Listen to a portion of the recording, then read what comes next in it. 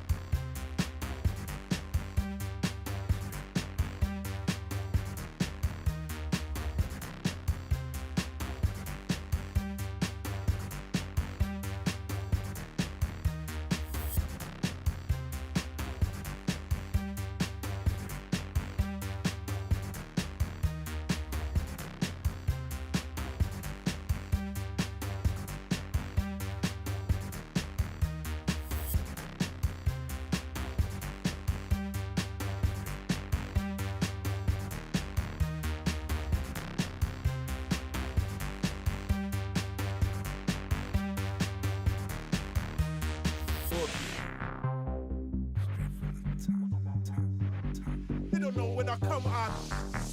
Bang.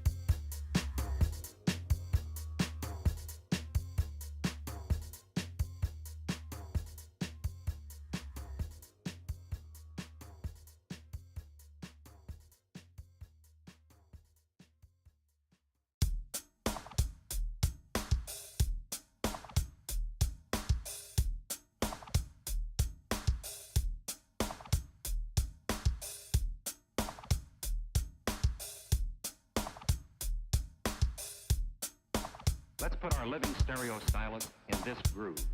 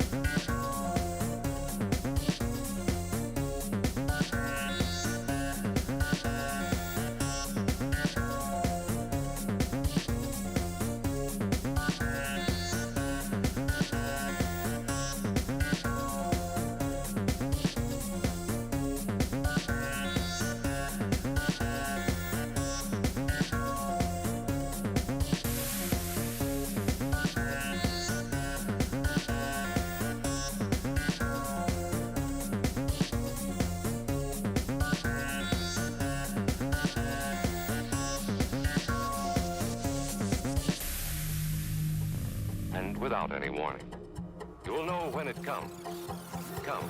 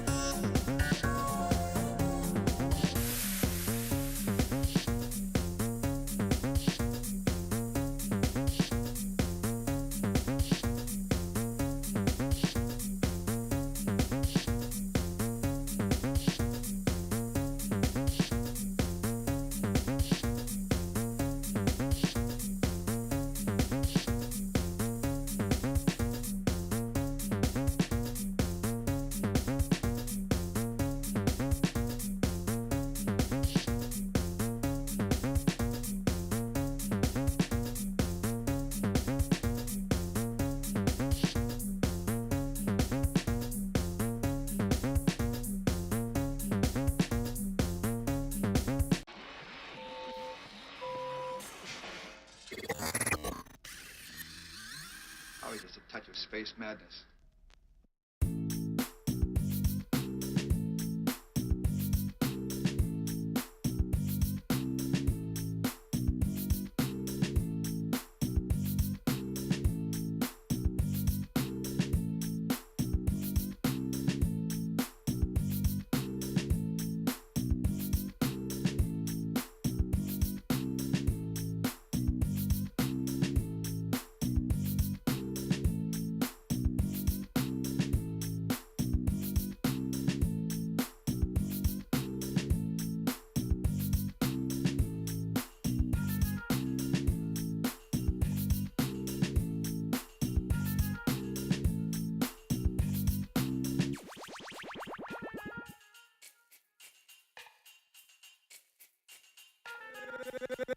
Gangsta Boogie.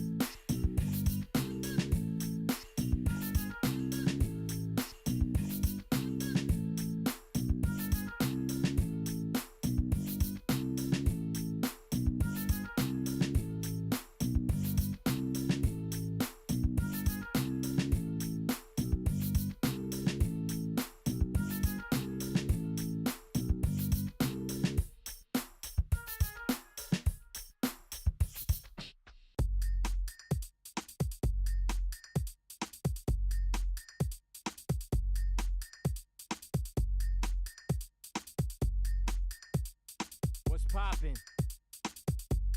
Is what it is.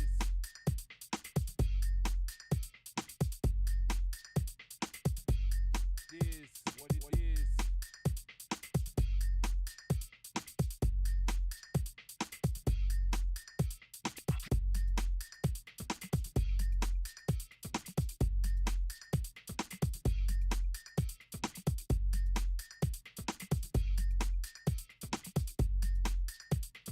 Everybody wanna be a damn MC.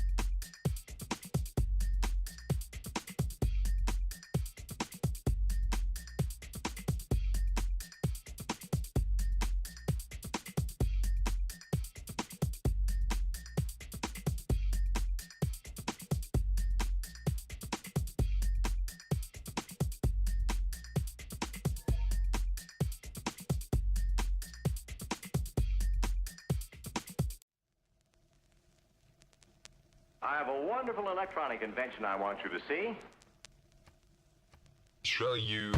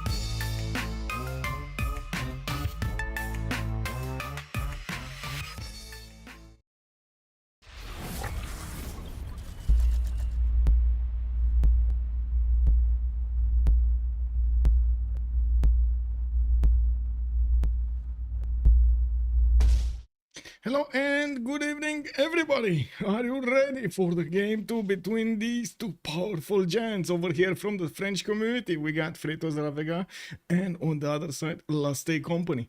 Good evening, sirs. I do want to actually double check everything. It's fine over here. I'm not sure exactly what the map is, but I was taking a look at what's going on over here in the pick and ban phase. They did make one of these, Civ drafts, but they're still waiting for it. It's not started. We're still waiting for the players to actually fix their mods, because I gotta say this probably first as a disclaimer. Why are we waiting right now? Because well, most of the community is playing in the normal games with certain mods, and in this particular tournament we do have a different kind of mods. Actually, we're gonna have the former used BBS 228, and we also do have BBG Static 570. They wanted to actually finish the tournament on the same mods they started it at the beginning. So but right now we do have most of everybody in the lobby, and I hope we're actually gonna start quite quickly over here. Let me actually turn on back the music and see what's going on.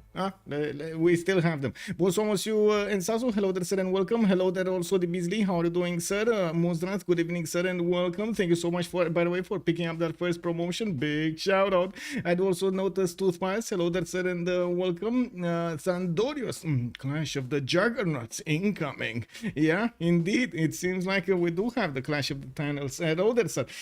I did also notice Mutra did get one of those Diplo victories over there, building all of the wonders and getting all of the goodies. You see how it is? Very nice, very nice. Hello there, sir. Also, howdy, Cool Whip. Hello, welcome, sir. Hello there, everybody. Good evening, sir. Who won the first game? It was Freritos de la Vega that managed to win the first game. Also, Frankie Four Fingers. Good evening, sir, and welcome. Let me actually see. Oh, too. Hello, sir, and welcome. And asking the big questions over here. Will Last Day Company cook some Freritos tonight? That is the big question. I think that's exactly what the Beasley is thinking about right now. Where to put his points in, Because I'm pretty sure Last Day Company does still want to get this victory, whatever it costs, and we're going to need to see how they're going to get their lineup so they can get that victory. I'm still not sure what the map is. Did we have everything up over here? Continents and islands. Ooh, baby, we're in for a treat. Continents and islands in this kind of game. Okay, I mean, definitely. Let's see how this goes. Is this a reality? Is this real life? Let me actually see. Pojunar, fellow there, sir, and welcome. Let me scroll down and say hello also to Casimir Miller. Hello there. I do also want to say hello there, YouTube. I Square. Good evening, sir. I quit actually. Here's hoping all come online soon. Yes, please. Yes, please. And we do have everybody in the lobby. So hoping. There we go. There we go. We got a confirmation. First of all, the pick and ban phase has started. Second of all, we do have Last Day Company as the first pick, and Freritos de la Vega are gonna be the second picks on the right side. And I do want to point out also continents and islands, man. It got confirmed. It is continents and islands. We're gonna see them pick quite a diverse pool of civilizations here between the naval ones and the land ones. I'm actually quite curious of the balance they're gonna want to approach in the game, and taking a look at what's going on over here. We do have them needing to get the first bans on the table. As you can see, we do have Last Day Company needing to get their choice here chosen, but it looks like 8 seconds to go and they're still thinking about this. They're taking their good old time to actually go through this pick and ban phase and start it up. Oh, did they just time out their first choice? Rome. Which Rome?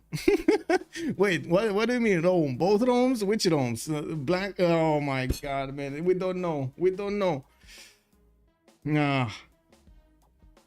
Anyway, we do have Norway over here coming up with Freritos, and I do also notice we do have Last Day Company on the left side going for Cleopatra Ptolemaic, while I do notice on the right side we do have Coupes being ticked off, and you see how fast it is? Unbelievable. Actually, this is probably one of those, oh my god, they're actually going to start banning that one. No problem, let's take this one and that one and that one and that one, and the tempo keeps on going. We're going to need to see how Last Day Company gonna need to put their next 3 bans, and it looks like they're going to go for the Elizabeth the First, England over here. I'm gonna take it out actually from the game. Not gonna allow those extra trade routes just running around everywhere. And of course, I mean, we might actually see Portugal being picked off. I'm pretty sure they are thinking about those coastal trade routes over there. And as you can see, they are prioritizing doing as much damage to these civilizations with the naval bonuses as possible. We still have a lot of Englands. I mean, can they actually ban all the Englands? I don't think they can ban all the Englands, right? They're gonna ban some of the Englands, not all of the Englands.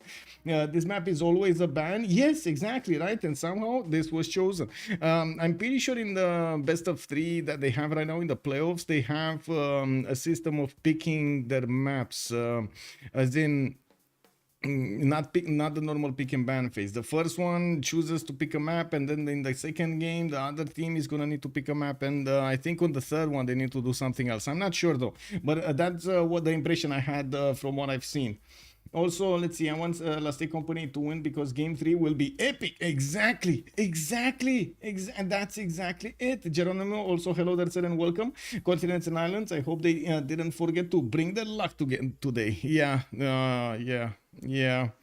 Oh my god, yeah, I don't even want to think about it right now. We're gonna see the maps, and we're gonna see how they're gonna try to use the remap tokens to actually get on one of those spawns. I don't think I've ever seen with BBM that type of map, continents and islands, and I guess it's a good thing that we actually have. Or I don't even know if it's a good thing if we actually have BBS or not, because I haven't seen comparison map over there from BBM.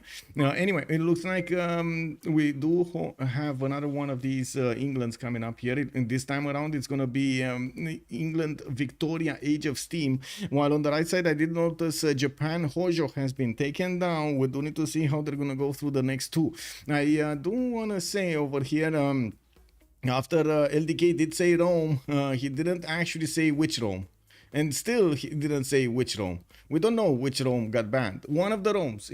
I guess both of the Romes. Is it Julius? Is it Trajan? I guess both of the Romes. We still don't know. Anyway, it looks like Australia is going to be ticked off here by Freritos de la Vega with so much potential at the beginning for that production from the pastures, and at the same time getting those campuses over there from the breathtaking appeal. Australia had a very good tempo, especially at the cannibal timing. It was one of those, I would say, outliers, one of like best performance basically in class. And well, we're going to need to see what type of other civilizations are going to be taken out here. I did notice, I did hear something. I heard something. SDFD, FSAF, Loader said, and welcome. Thank you so much for the follow. And oh my god, yeah, keep the complicated names going, man. I guess I'm going to need to train my eyes. It is what it is. Ban Spain, the Beasley is calling out. They didn't ban Spain at all. They took out actually the other Victoria, Age of Empire. Both Victorias out. I mean, we still have Dido, I guess. We still have Eleanor, England. There still are options for the naval powers. Indonesia, for example, is a nation that we haven't seen in quite some time. I'm pretty sure they can actually have a little bit of fun with Scythia if they want to. And I still wouldn't take out Tokugawa from the equation over here. Yeah, sure, you don't really want to trade that much with Tokugawa. Even though traders to Tokugawa are not that bad. Traders from Tokugawa, very bad for him. We still have Tokugawa. Exactly, we still have Tokugawa in our lives. I mean, let's say company is going to have two first picks. One first pick. They're going to have a big advantage. First of all, they're going to need to pick up... Oh, never mind. Scratch that. Scratch what I said. What I wanted to say. They're going to go for Dido. They're going to actually secure that extra +5 base strength boat, the Birim, and they're also going to have the half-cost harbors. We're going to need to see how Freritos and Vega are going to want to actually retaliate to this, but I mean, I guess I still wouldn't take out Tomaris and... oh my god, can you imagine if they actually pick Tomaris first? I think that's gonna put the fear of Tomaris, of the horses in Last Day Company. All of the ponies, can you imagine the pony apocalypse over here on Last Day Company? That's not cool, man, that's not cool. Anyway, let's actually see what their choice is gonna look like. They still have 16-15 more seconds to go, and I really hope you don't actually hear the stuff like that over here, because oh yes, I'm sorry, that's actually the sound of the thing happening. Pick Indonesia, Netherlands, please. Yeah, there's an industrial great merchant who basically makes the already broken internal trade routes of Tokugawa even more broken. Yes, I mean, everybody wants to see some broken Tokugawa trade routes, I'm pretty sure. And there we go, you know, normal pick in Indonesia. We haven't seen the Jongs in quite some time, but definitely a very strong naval unit. We do need to see how he's gonna fare at the beginning of the game. He has one big advantage, the fact that he can actually pick up a Pantheon. Most of the time is the first Pantheon in the game, getting that extra faith immediately when he settles next to the coast. It looks like their second pick is also gonna be Portugal. I mean, you know, definitely a very strong pick over here. A lot of goal potential if you can actually get those trade routes singing from the beginning of the game. Ooh, baby, so many goodies happening. One Last Day Company, we do need to see their also second pick here, and they are gonna need another 35 seconds to go until they're gonna make their choice. Brazil and Portugal, you think they're actually gonna go for Brazil here? They might. I mean, yeah, why not?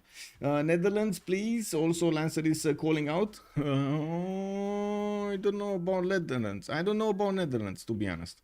I haven't seen Netherlands. I mean, we have seen Netherlands shine, but I haven't seen Netherlands shine in the last 2 months. So I guess I'm a bit circumspect about this.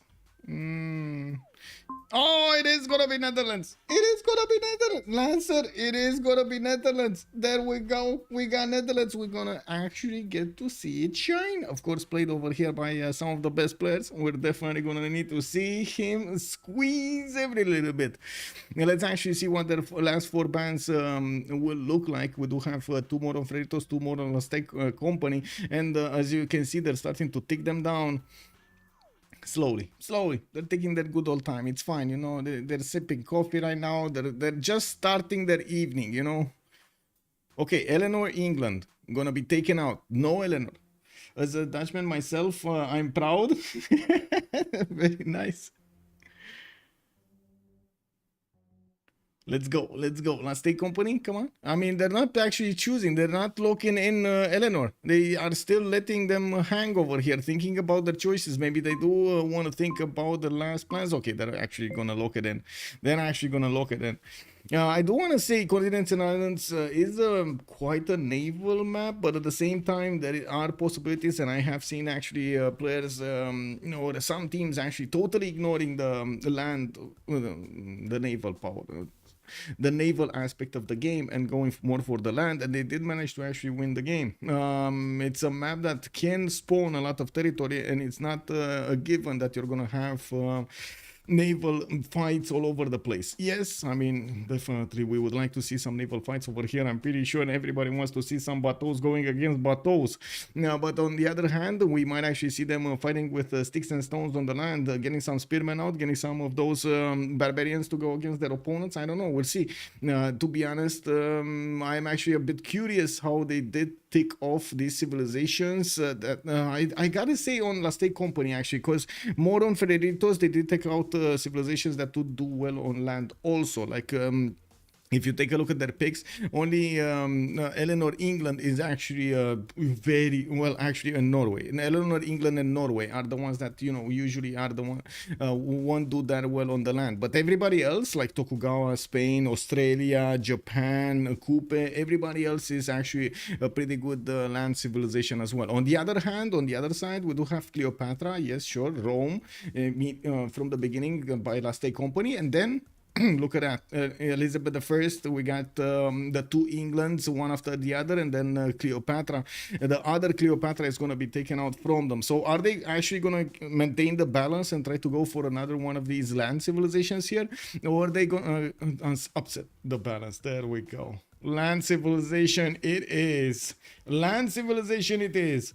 Yeah, you would play Scythia? Yes, exactly. Genghis over here, best. That also could work with plus 12 hours for opponent boats. I'm pretty sure you're gonna have a hell of a time.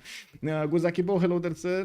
Is doing well, better than me. Last 3 days have been poopy. Oh, I'm so sorry, sir. Indeed. Oh my god, it is what it is. If it makes you feel better, I actually had to sleep on the floor last night because the cat was meowing extraordinary.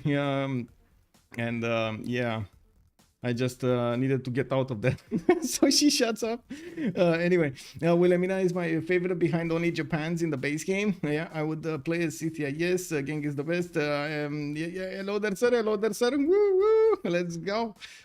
Okay, let's see. What do we have here? What do we have? Come on, what's going on with the picks? They're not picking. Oh, there we go. We got Brazil being picked up by Freritos de la Vega. We do need to see on La State Company what they're going to go after. While we definitely have them ticking off a lot of bonuses over there on the seas with the 7th Provincian from the Netherlands, and at the same time also Dido over there. I'm pretty sure they will need to take care of the land as well. Brazil is usually spawning on the middle of the territory of the land. He's not gonna go coastal that easily, and most of the time we actually see him putting like maybe 1 or 2 cities on the coast to try to get some Minas Gerais. That's basically the whole purpose of those cities. Now, but other than that, well, I guess we're going to need to see if he's gonna manage to go for a culture victory over there. There's a lot of potential for a lot of good stuff happening from Brazil. While La State Company going for Varangian over here, we're gonna need to see him if he's gonna try to play the city-states over here against against his opponents, and of course how he's gonna try to play around the bonuses that Norway does have with the holy sites, with the religion, and so on and so forth. I can't really say, of course, Dido or Netherlands are actually religious civilizations, so maybe we're gonna see them trying to use that religion to gather a lot of stats. Now, this is the version that there was no nerf, by the way, on one was cross-culture dialogue, the bonus that gives you the extra science from a converted population. What is the general tactic in the picking? I think it's actually, I don't really think it's a general tactic. To be honest, I think everybody approaches the pick and ban phase differently, and most of the time it is according to their preferences and what do they know about their opponent's preferences. I don't think, and of course the map, like they need to take into account all of these, and out of the 70 civilizations, 70 plus, I don't know, are we at 80 civilizations right now in Civ6? But anyway, of the multiple civilizations, they're gonna try to narrow down to only a few options, thinking about it and adapting as much as possible. Pick a win condition yourself. Well, looks like Ludwig is gonna appear over here on La Stake Company, and just as Gunza Kimpo is asking us to pick a win condition, we're gonna need to see if Ludwig is actually gonna be the win condition. Everybody will spawn on a tiny island, very tiny, very tiny. Yes, 3 series max. We go boom boom, Bateau against Bateau. Yes. Now, what is okay? I did answer that. 7 seeds in the finals. What a game! Yes, Exericon. Good evening, sir. I'm actually thinking. I think this is not the final, but anyway, I have a few thoughts about something. Oh well, it is what it is. We do need to one more pick over here on Freritos de la Vega. Let's see what they're gonna go for. It looks like it is gonna be being picked up over here. Okay, definitely a strong Civ and a lot of potential for gold generation. We do need to see, of course, how the first maps will look like, and I'm pretty sure I do need to actually take a look at the 0 MS. Oh no, I have actually 0 MS to somebody, and I actually, oh, there we go. We're getting back. We're in? I think we're in. Let's double check again, because I joined through 2 different people, and I think well, sometimes it doesn't actually connect properly if you do that. But I think this time we're okay. We are okay. We're good to go. Let's actually put up the remap predictions over here in Twitch. Click start the prediction for how many remaps are we gonna have. 0 1 2. I gotta say they will have the option to remap a 10-10, and we're gonna have until then to actually take a look at their territory and see if they actually want to remap or not. We do have quite a few minutes until we're gonna see probably the first map here. They do need to pick up the civilizations, and they do also need to get into the correct order. I'm not sure if they did that before, like while we were actually taking a look at the pick and ban phase. Hello there, Urek. Good evening, sir, and welcome. Hello there, YouTube. Also, hi. How many remaps? Let me actually put up this poll for you as well over here on YouTube, and give me a second. 0 1 2. There we go. Start the poll, and hopefully, I'm actually gonna put the settings correctly, and we're actually gonna get to see the game. There we go. Okay, one more thing, need to put the windows in order. There we go. That's why I said flexible. You're gonna need gold army, many things. You just normally need one person to hyper focus, usually. Okay, I'm sure it's more complex. Like he said, you need to even out the war and SimCivs, for example. Yes, it said so on YouTube. That's a very good question. I'm coming back to this Cool Whip and Xeric on the subject of the finals. Last week when I did take a look at the games, it looks like this are going to be the finals, but then I am starting to have second thoughts, because they told me the CivFR Squadrons will finish actually next week, so there would be another week of this for them. So I'm thinking, wait, are those the finals? I think I saw somebody putting that title last week, and then, well, I just copied it, but it is what it is. Let me actually take a quick peek over here on Discord, and I'm not sure, maybe we do have somebody here in the chat, maybe one of the admins from CivFR to tell us and inform us. If it is like that, I'm gonna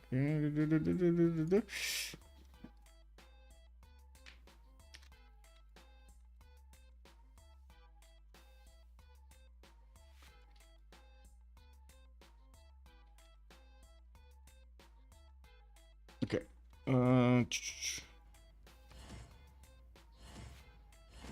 Oh wait, it's not continents and islands, or is it continents and islands? I really hope it's not just continents, because that would be quite a... that is a map that doesn't really... Oh my god, they actually are gonna play on continents? Wait, really? Wait. You're actually playing on continents? Ooh, oh my god. It's not even east versus west, it's just continents, guys. It's continents. Yes, it's not even continents, it's just continents. Hello there, Spilke, bonsoir monsieur, Wilhelmina and Pedro. This game is beautifully already something completely different from... let me actually see, did they switch the map? No. Oh my god, and it is east versus west. Continents, east versus west. Oh. Okay, I guess this is gonna be quite an experiment. What can I say? Continents, east versus west. Okay. Hello there, Jacob. Good evening, sir, and welcome. Yeah. We're starting off with quite a banger over here in the week. Very nice, very nice.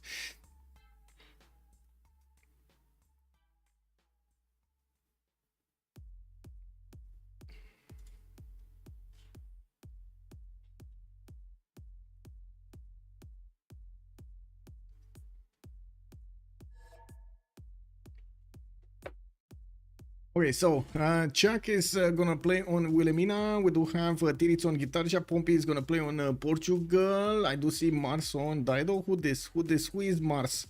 Who is Mars? Mars. Let me actually take a look over here on CivFR.com or in their channels. Oh my god, they actually disappeared from the channels? Where are they? Oh, I see. Mars Mayfair. It is actually Mars Mayfair. Never mind.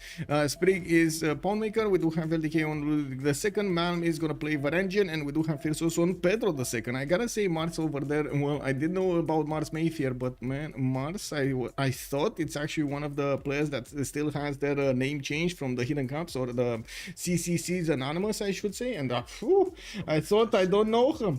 Let's see. Well, this map will be unplayable. You think? I don't think so. I don't think they would have taken a chance if it's unplayable. Pebbleton, hello there, sir, and welcome. Thank you so much, by the way, for asking. And can we answer our questions earlier, Pebbleton, if you don't mind?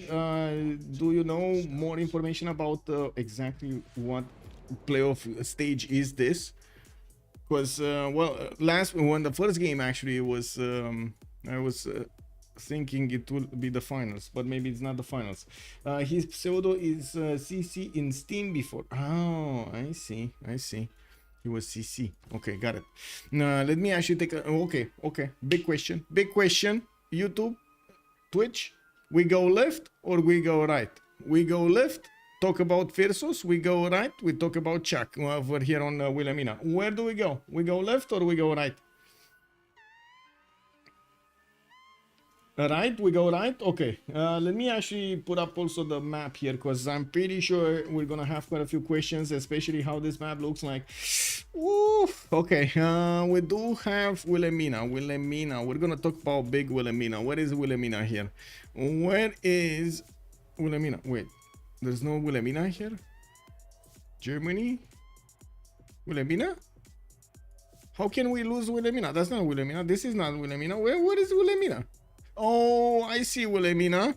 Oh, I see. Okay. I mean, okay, it's fine. He has quite a few rivers, and I do notice he's gonna have a decent amount of coast to go for, but of course, not that many rivers all around for his cities. Now, we do have him also with Buenos Aires, a city-state on the other coast, while in the south, doesn't look like he has an opportunity to take Mohenio Daro, unfortunately. Now, while I do see him getting a scout out, we're going to need to see how Chuck is going to fare against his opponent. Why do we have an opponent? No, he's actually free sim. He's free sim right here.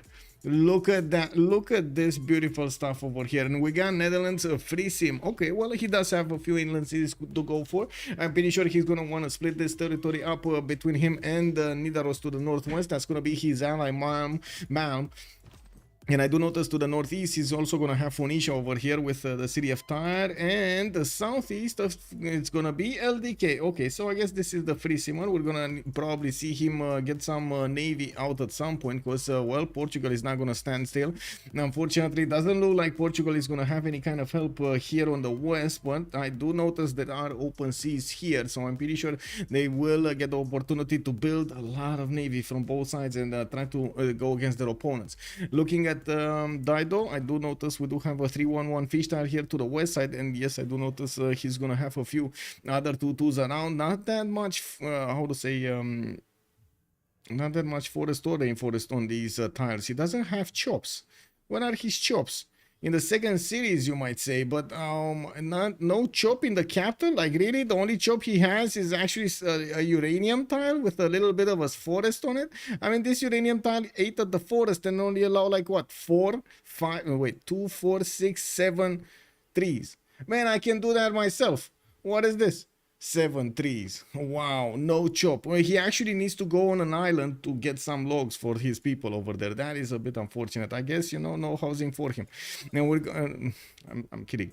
Anyway, we do have Tyre here getting his builder out, and we do have him also with a fish tile to improve and one of these well tiles to the northeast that he would get two pretty good tiles to work. I'm pretty sure he's gonna get also his Squadron quite soon, while we do have him with a decent amount of cost, decent amount, at least 2 cities to the west, at least 1-2 cities to the east, and a few inlands. He might get to canal this so he can actually get the boats from this lake into the main seas. And of course we're going to need to see how he's going to try to set up with Germany here. Germany has the opportunity to just settle inland, no problem for him.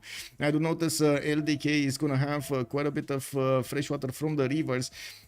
He's also going to have a lot of chops in the capital, many more than Phoenicia has over there, than with his 7-3s. We do notice he's going to get that scout out soon. He's going to have a Lake Redba to the north, and yes, we're going to need to see also how he's going to plan out his cities around here. Could go to the southwest with the first one and not actually go for the Wonder Settle, even though this is kind of juicy. I mean, yes, sure, it doesn't have those 2 points of production there, but the extra culture and gold sometimes makes it really worth.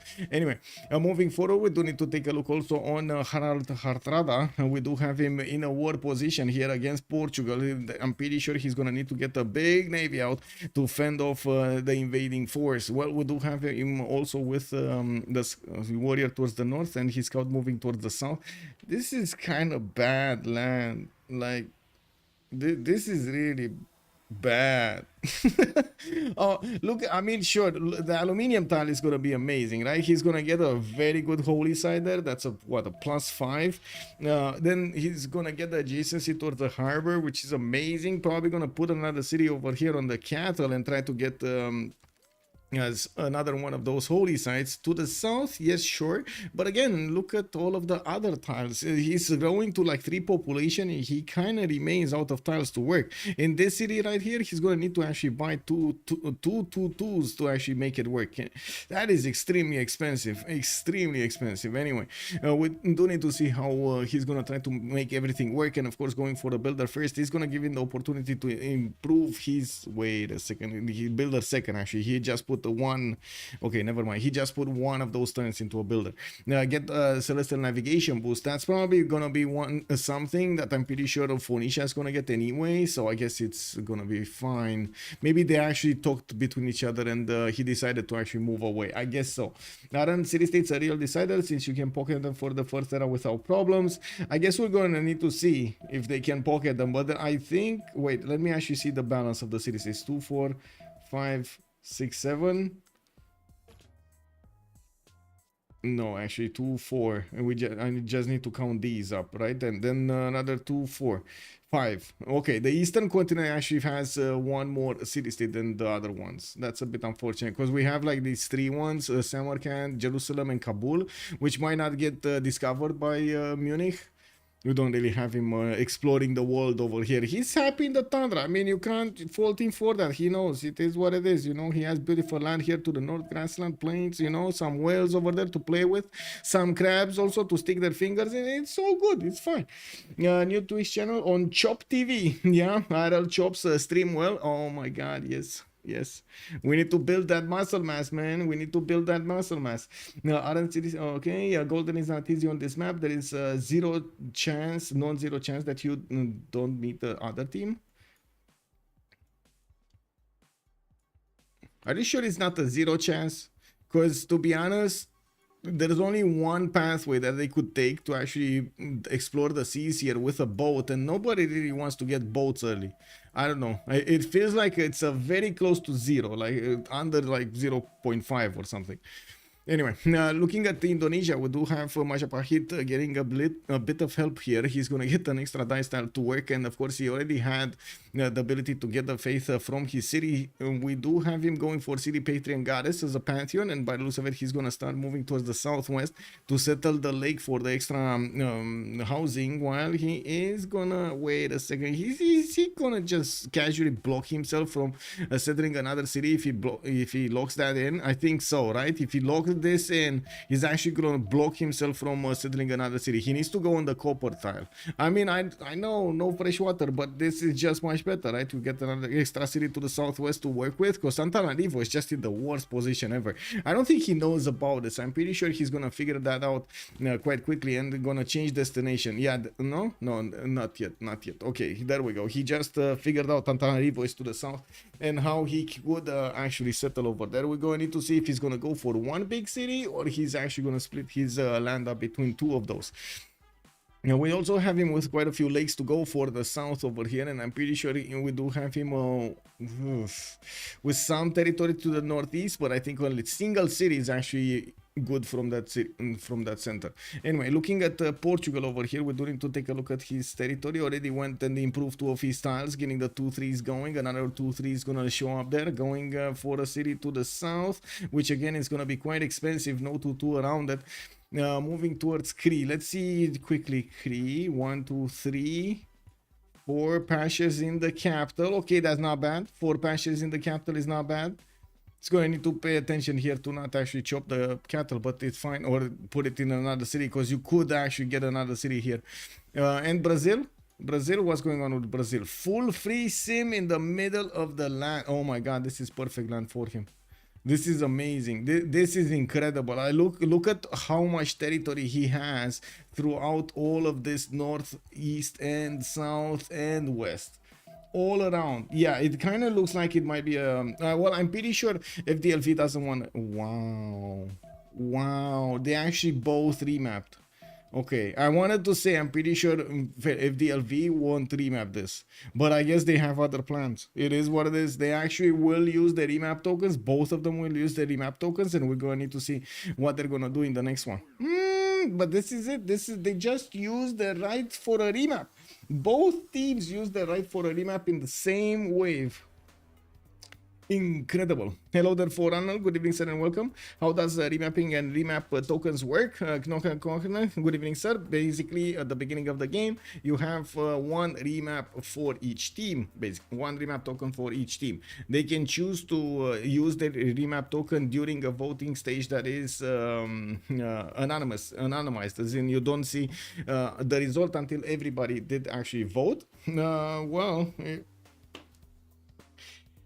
If both teams use the remap, well, actually, let's take it from the 0. If no teams use the remap vote, then of course it's not going to be a remap. If one team uses the remap vote, they will lose their token, and the next time around when the voting comes in the new map, they're not going to get to use their vote anymore. While the other team will have to choose if they keep or use their token, basically. Paicho, did I say hello there, sir? Good evening, sir. Also, I think we're fine here. And yes, we need to see you chop down 7 trees. Oh my god, that would be awesome. Yes.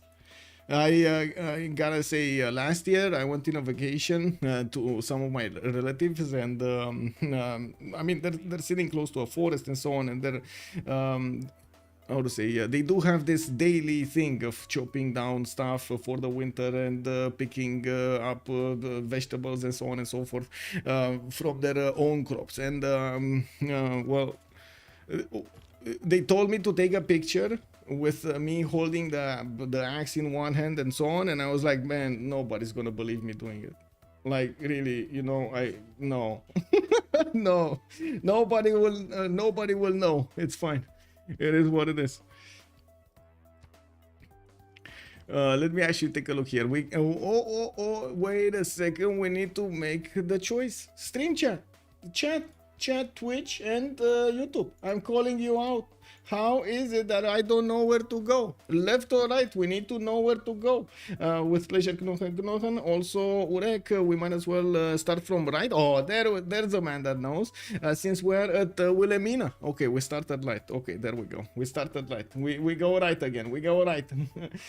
Yes. Chopping master. Well, let's see. Chuck over here. We do have him getting his scout out in 3 turns. And yes, I do see quite a few of these 2-2 tiles around him.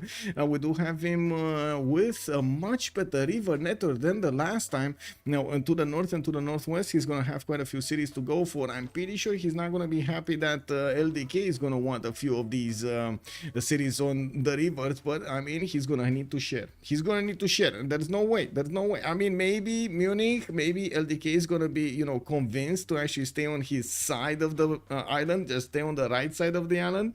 But I'm pretty sure LDK is gonna put a city here on the island tile and another city around here somewhere. So this river in the north, don't know if he's gonna get there. Anyway, we do need to see how Czech is gonna want to play this out, right? We still have him with a city over here, a possible city over here somewhere, and of course, oh, whoa, actually, this might be kind of awkward. This might be kind of awkward. We got a city here, guys. Yes, we got a city here, I guess, taking one from the city of Tyre, and then another city here. It's fine. And then another city here. Okay, 1, 2, 3, 4, 5. Can he? I think he can fit 6 here, right? 5 and 6. Yeah. He could actually fit another one on the cattle tile to the south. I'm not saying it's a good city, but at least it's a city.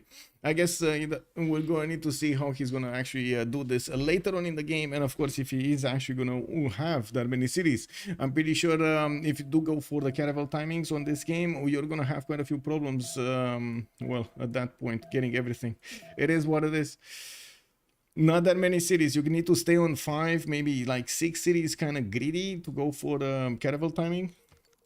Anyway, let's actually take a quick pick on the other ones. Dido, Northwest. He does have coffee tile this time around. He's not gonna have the fresh water from the lake, but he does have a 1-tile river there. And I do notice he's also gonna have some desert in the north too. You know, I mean, this is basically his coast. This is the Floridian Phoenicia territory here. He has so much sand. I mean, that's one of the, I would say actually that's pretty nice, right? Going on a vacation over there. I guess it's gonna take him a while to realize that sand is actually good for him. Yeah, it's gonna take him a while, man. It is what it is. These people are gonna go through quite a few phases, and they're gonna realize, oh man, look at this sitting next to the beach over here. Very nice, very nice. Anyway, we do have Mars needing to discover his territory, and I'm pretty sure he's gonna get cities on the coast as well as some inlands. The question is, how many cities is he actually gonna want to take here from Netherlands? He does have some territory to expand into the northeast. I don't think it's that big of a problem to just keep on going there, but at the same time he is also going to require a certain number of cities in the later part of the game. We do need to also take a look at Ludwig II, which yes, he's getting his second scout out, which is very surprising. Getting 2 scouts on this map does seem like it's a little bit too much. And we do have also LDK here, also with his 2-2s around, quite a few stone tiles, 1, 2, 3 to improve. I wouldn't really say stone circles would be a requirement here. And while we do have him with a coffee settle to the east side next to the mountains, he is gonna need to discover all of this territory and figure out how to split it up with Netherlands. Now we also need to see if he's actually going to go for that diamond settle. That's a kind of a juicy diamond settle. Putting down wonders just for the sake of putting down wonders, getting those culture points, because you know it's easy, it's that easy over here. And we're going to need to see him trying to get all of the bonuses that he can actually get. Wait, he's not getting them now, right? They got delayed at some point. At which point they got delayed? Ludwig II, just increasing to +2 after political philosophy. Oh, you actually need to build one of those adjacent districts. That's gonna take a while. It is what it is, or not. Or does it work with the city center? Is it working with the city center? It's an extra adjacency. Don't forget, Mexico and Netherlands will have it before you can blink. Wait. You said the Mexico City? Oh, this one. Yeah. I mean, there's a big island over here. There's definitely quite a competition for this island. We might actually see some cities from Lisbon also showing up here on Mexico City. I guess whoever's first is gonna plant that flag. City center does work. There we go. We confirm that information. Looking at Harald Hardrada, let's actually take a look at his northeast. We do have him with a settler in 1. Salala Unioni spawn to the northwest. Doesn't really tickle me senses good, but it is what it is. He's gonna have some turtles in the water to improve, which I like, and of course bananas in Nidaros to get that extra food in for the population. Also a few cities, but he's kind of blocked by mountains to go too far in the south, and I'm pretty sure he's gonna want to get the north anyway and leave as much space for Germany as possible. A big question is if Germany is gonna dip his toes in the water, or is just gonna want to freeze him over here. We're gonna need to wait for that to appear to us somehow. Now looking at Gitarja, did he this time around, did he get City Patreon goddess again? No, God of the Sea. This time around he actually got the God of the Sea. He's gonna have some turtles here, and oh my god, what is this campus, man? What is this campus? That's a 2, 4, 6, 7, 8, 9. That's a +9 campus for Majapahit. I mean, he needs to get that tile. Does he know about this tile? He should know about this tile, right? Oh, he doesn't know about the third one. He doesn't know about yet the third one. +9 campus. Yeah, bro. Do they gang up to heal Mohenio? Well, I guess we're going to need to see. Everybody's getting it to Mohenio. Is this where the party is? I guess it is what it is. Mohenio over here was also kind enough to build a few farms, because why not? Let's actually take a look at Joe the Third. We do have him getting his second settler, moving to the north. This looks like good land for him. Piotaki to the southwest, not bad, not bad. Looking at Cree also, 1 pasture, 2 pasture, 3 pasture. That's it, 3 pasture Cree. Anyway, Coco settled to the northwest. This would have been amazing. Not sure where he's going, but it looks like he might actually want to go for the rice tiles in the south. Anyway, we do also have them choosing to go for this. This is it. This is it. Officially, we're getting this going. I guess so. Well, Freritos with Rio de Janeiro is going to be quite close to the coast, and by looks of it, he's going to open up with campuses, a +3 from Rio de Janeiro, while he's going to get another 2-2 base here next on that stone town. He's going to also get his bananas work for the extra food. Quite a few cities inland. He could go also on the coast, more on the coast, I would say, and I'm actually quite curious to see if there is going to be a harbor being built over here. It is in a +3 position with the three of these fish tiles next to it. We do have also to talk about Freritos' strategic resources, so because it kind of looks like they went through turn 10. It is what it is. It is what it is. Double vote. Yeah, I didn't actually finish the vote. Imagine that. I still was of the impression in my mind that actually Freritos de la Vega wanted to that. It is what it is. Let's actually talk about their strategic resources, and we're gonna need to see. The vote did go. Wait a second. Somebody actually finished the vote. What? Why did you feel? Oh my god, they did. It is what it is. +6 second campus in Brazil. Yes, give me a second. Let me actually put it up on the screen here.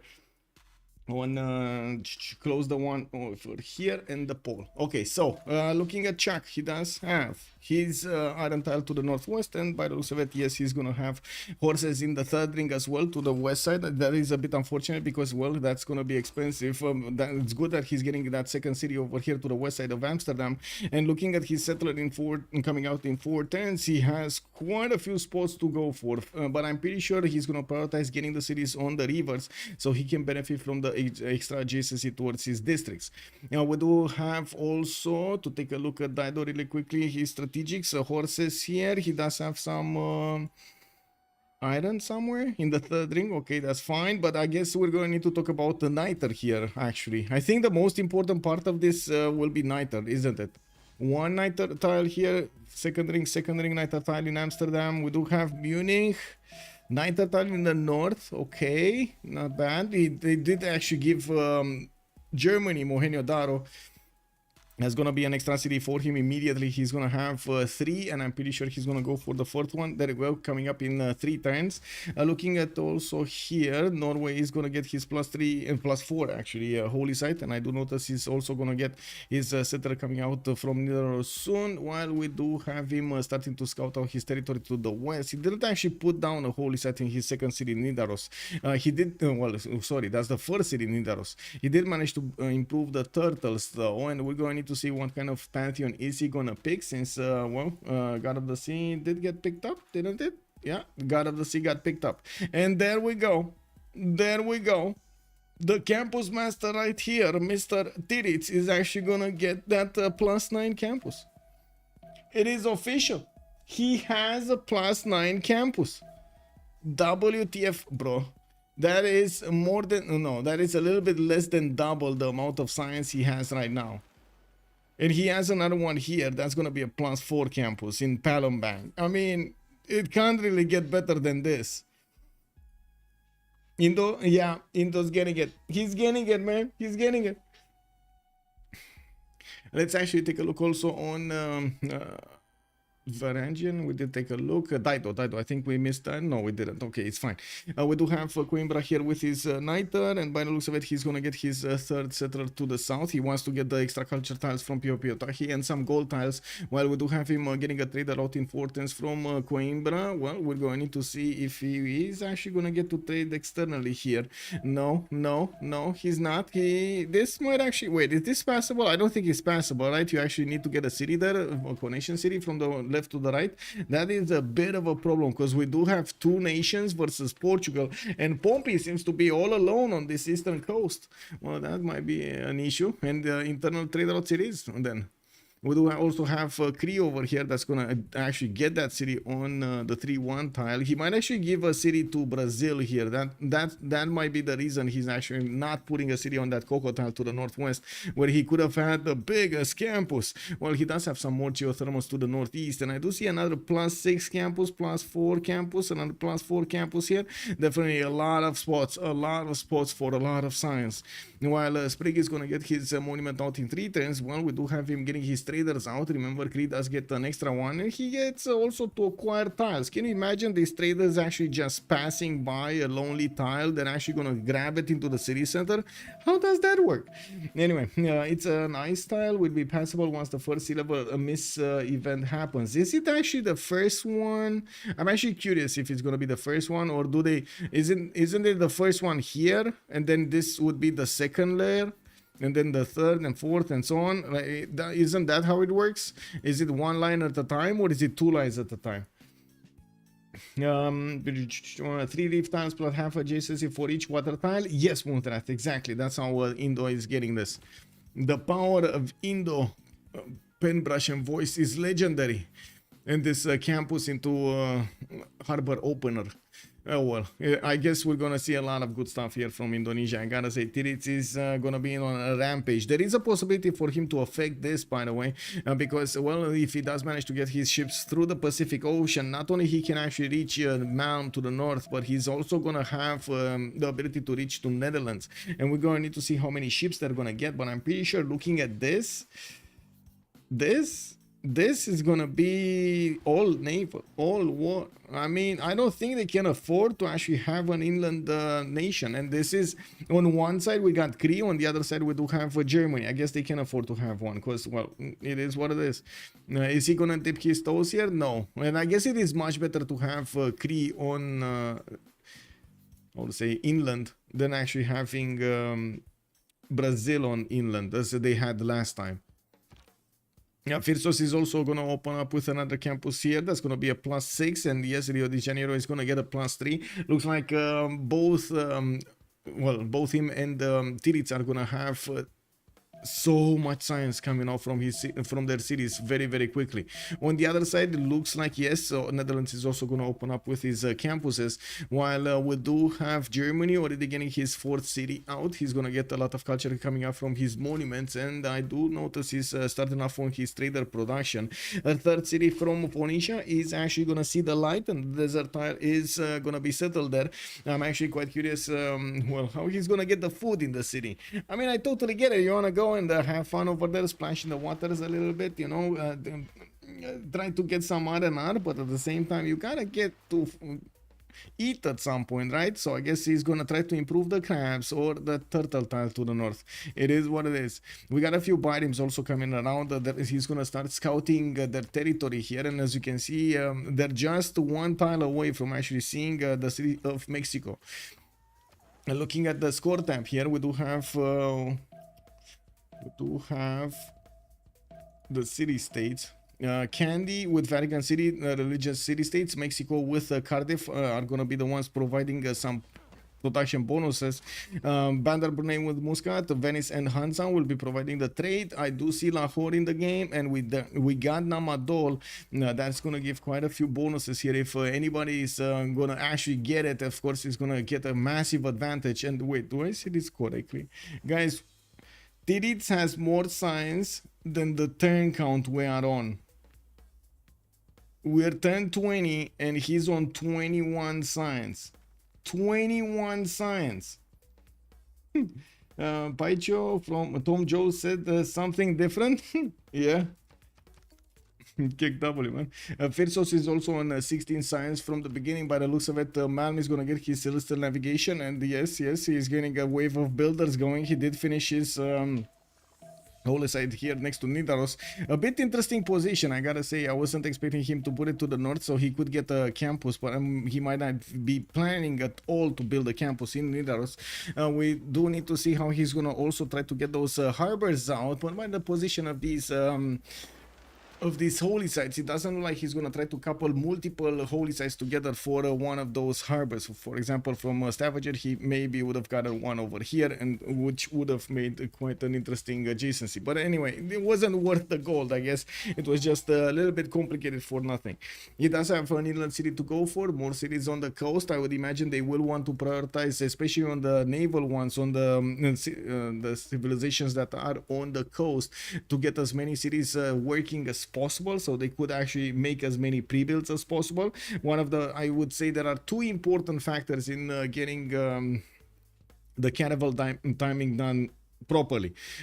Not taking into account how fast you're gonna get there, you need two things. You need gold and you need as many pre-builds as possible. And when I say as many pre-builds as possible, sometimes players started to have more than 16, like between 16 and 20 pre-builds, so they could actually keep on upgrading if they keep losing them and trading them with their opponents. And by that time, of course, they will have enough pre-builds to overwhelm them. Loxania, hello there, sir. These are continents maps, always splitting teams. Yes, this is basically East versus West that always is splitting teams. Interesting that they chose this, by the way. This is was this kind of a, I don't know. I really hope it wasn't I hope it is actually a choice between them and not from the top down. Anyway, that forest fire is gonna be juicy. Wait. Where did you see a forest fire? Where did you see a forest fire? Where's the forest fire in Hansa? Where is Hansa? Hansa. Oh, Hansa. Oh, I see. I mean, it's big, but not that big. Pretty big. I do see Phoenicia is actually going to be the one that's going to want to take Mexico City. Doesn't look like Netherlands is going to do anything about it. While, let me take a look here. Oh, this forest fire. Oh, this forest fire. I mean, Orpheus, yes. Yes, sir. This forest fire. Oh my god. Oh, let's actually see who's going to benefit from it. Do you think actually Portugal is going to want to get... No, wait. He can't canal out, can he? He cannot actually canal out. If he would have gotten Guarda one slot south, he could have actually canaled out later on. I don't think he can canal out anymore. Or can he build whatever it is, the big canal? How do you call it? Ludwig, yes, Sandorius, yes, indeed, sir. We do have harbors coming out from most of the civilizations in the game. By the looks of it, we do also have some more Pantheon. City Pantheon got us this time around for Portugal. He's gonna get the 40% towards this first district in a city center. This time around, he's gonna choose harbors. Yes, sir. Panama Canal. There we go. We do have Cree also getting his monuments out for the extra culture. While I do see Magnus is gonna come out in 4 turns from him. Well, in his city, I mean in Mikisiwachik. We do need to see how fast he's actually going to get to his commercials. I would imagine, there we go, he's not far away. Currency coming out next turn, and he's going to start putting down his commercials everywhere, sprinkling a lot of trades all over the place. Well, he already has his 2 traders working for him, and definitely he wants to get those extra ones as quickly as possible. Not to mention work on his district discount a little bit. He doesn't have a golf plaza yet. And we do have also Goddess of Festivals for Brazil. He's still going to get his extra culture from these plantations. He doesn't have a lot, but he's gonna try to squeeze as much culture from them as possible. I do see 1, 2, 3, 4, 5, 6, 7. Oh, this is not bad, not bad. Well, we do have him also getting campus research projects. He did start off with a campus over here in the capital city and in the second city. You know, we might actually see him try to get Hypatia as quickly as possible. Indonesia is also there. Indonesia, of course, with his +9 campus and plus 4 campus, he's just flexing. I mean, that's gonna turn into a +5 quite quickly over there when he's gonna get his harbor. And looking at these cities, oh my god, this is just gonna be beautiful. Moksha opener for Mahajapahit. We don't have him going for Magnus, and we're going to need to see also here Moksha. So it's culture plus campuses, culture Moksha plus campuses, and of course some monuments sprinkled through. We did have him God of the Sea here, City Patron here, no Pantheon, unfortunate. Amsterdam did go for Goddess of Tides. He's gonna get extra culture on all of these improved bonus resources on the coast whenever he's gonna get those. And I do notice he's gonna get Phoenicia is gonna get actually Mexico City. Dido is gonna also get God of War and Plunder for the extra bonuses towards admiral points. He's gonna start finishing up his Cothons and of course roll those points in, while Era score was something that chat pointed out they might not get enough Era score to work this. LDK is 11 out of 19 points, for example, and by the looks of it, he did get an extra city there. We do have him without the possibility to get a +3 commercial, but he is starting to set up his commercials in such a way that his sons are gonna be amazing. Well, we do have him with Magnus in the capital already established, and we do need to see how he's gonna manage to acquire the next 8 points he needs for this Golden Age. While I believe Chuck here is going to be quite happy getting those points from just building a galley.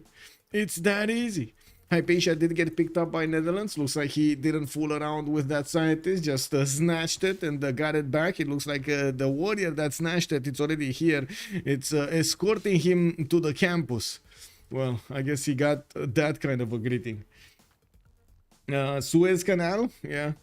Wait, which one are they closing? Which one are they actually looking to close? The Panama or the Suez? Because one of those is meant to be closed, right? In the next like 10 years or 15 years. They're closing Panama. There we go. Robbie, hello there, sir. Wouldn't it be better for Netherlands to settle in the island? He's going to have too little land? Yes. I mean, I don't know if it's better, but he does have a few cities over here like this, like these 2 cities on the rivers. He doesn't really want to settle cities that are not on rivers. He doesn't get the bonuses, right, from his adjacency. Anyway, now we do need to take a look here on Ludwig, religious settlements. Okay, I mean, it's fine. That's still 8 points away from getting his Golden Age. Is he actually going to chop the Great Bath? We only have 5 turns, not even 6 turns, 5 turns for him to get this. Everybody else except Chuck, which is going to get the next turn. I'm pretty sure the boat over there is going to be happy, just, you know, swimming is fine. We do have to see also when Phoenicia is going to get the opportunity to see those cities of Lisbon. Not anytime soon, I would say. You would think that this is connected, but no, it is actually disconnected. Look at that. There's a one tile deep ocean here. Wow. I guess it is what it is.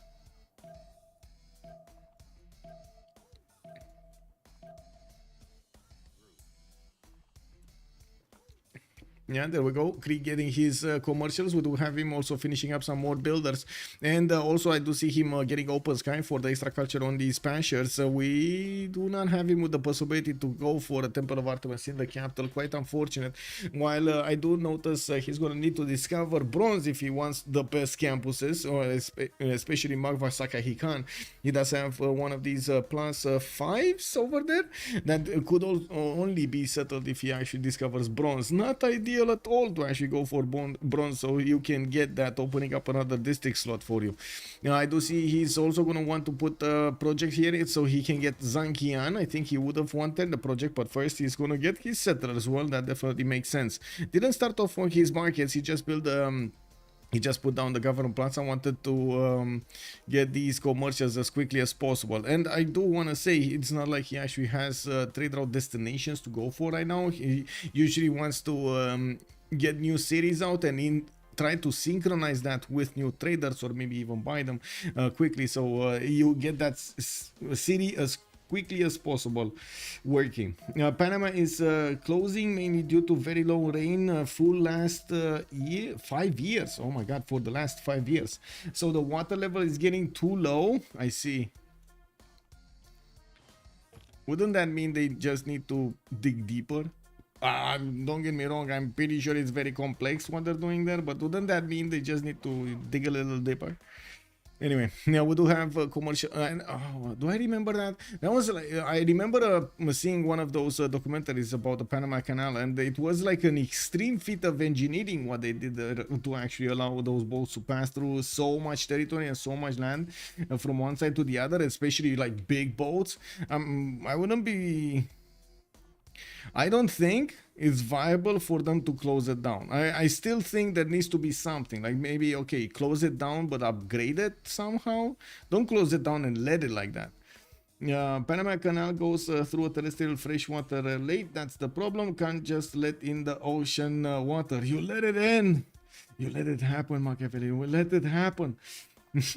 Every time a boat passes, they need to release fresh water into the ocean. Locals of Panama have droughts. Oh, I see. I mean, yeah, that sounds bad. Yeah.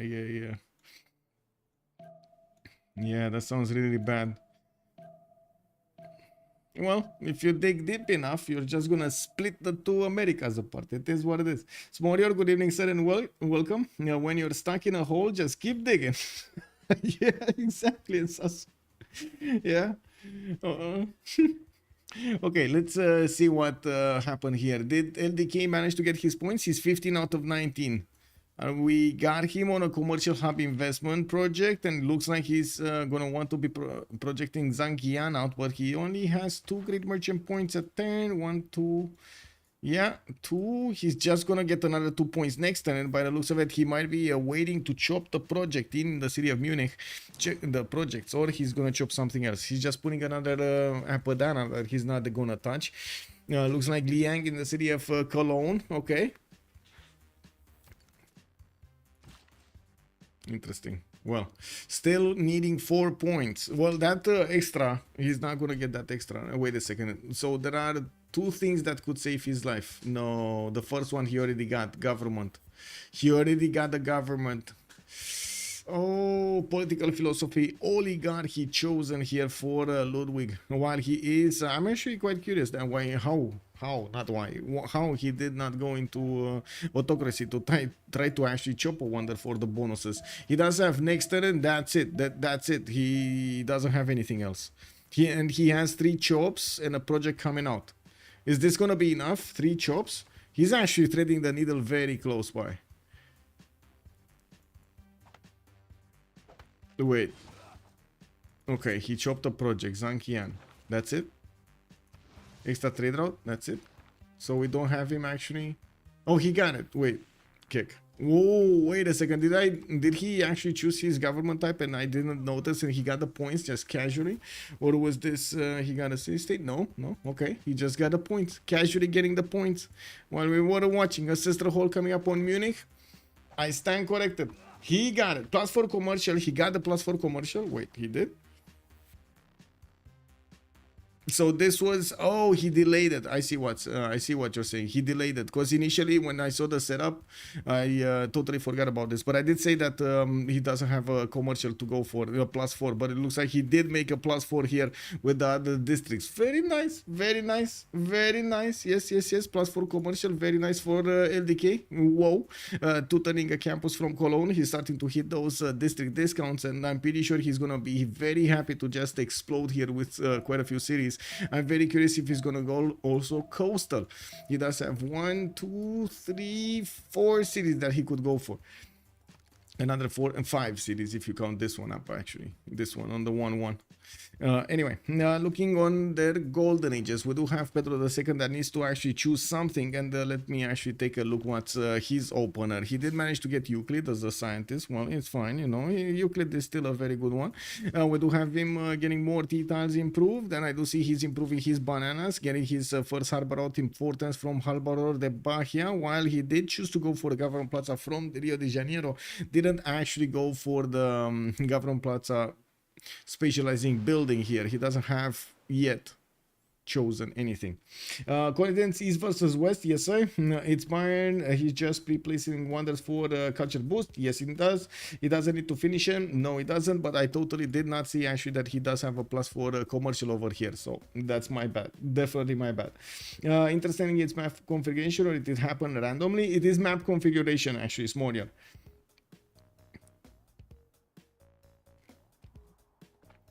Secrets 1990, indeed, their projects underway, but the geopolitics other neighboring countries are also protesting. However, there is a suggested plan to build a very trained system to help with cargo, so less boats need to use it.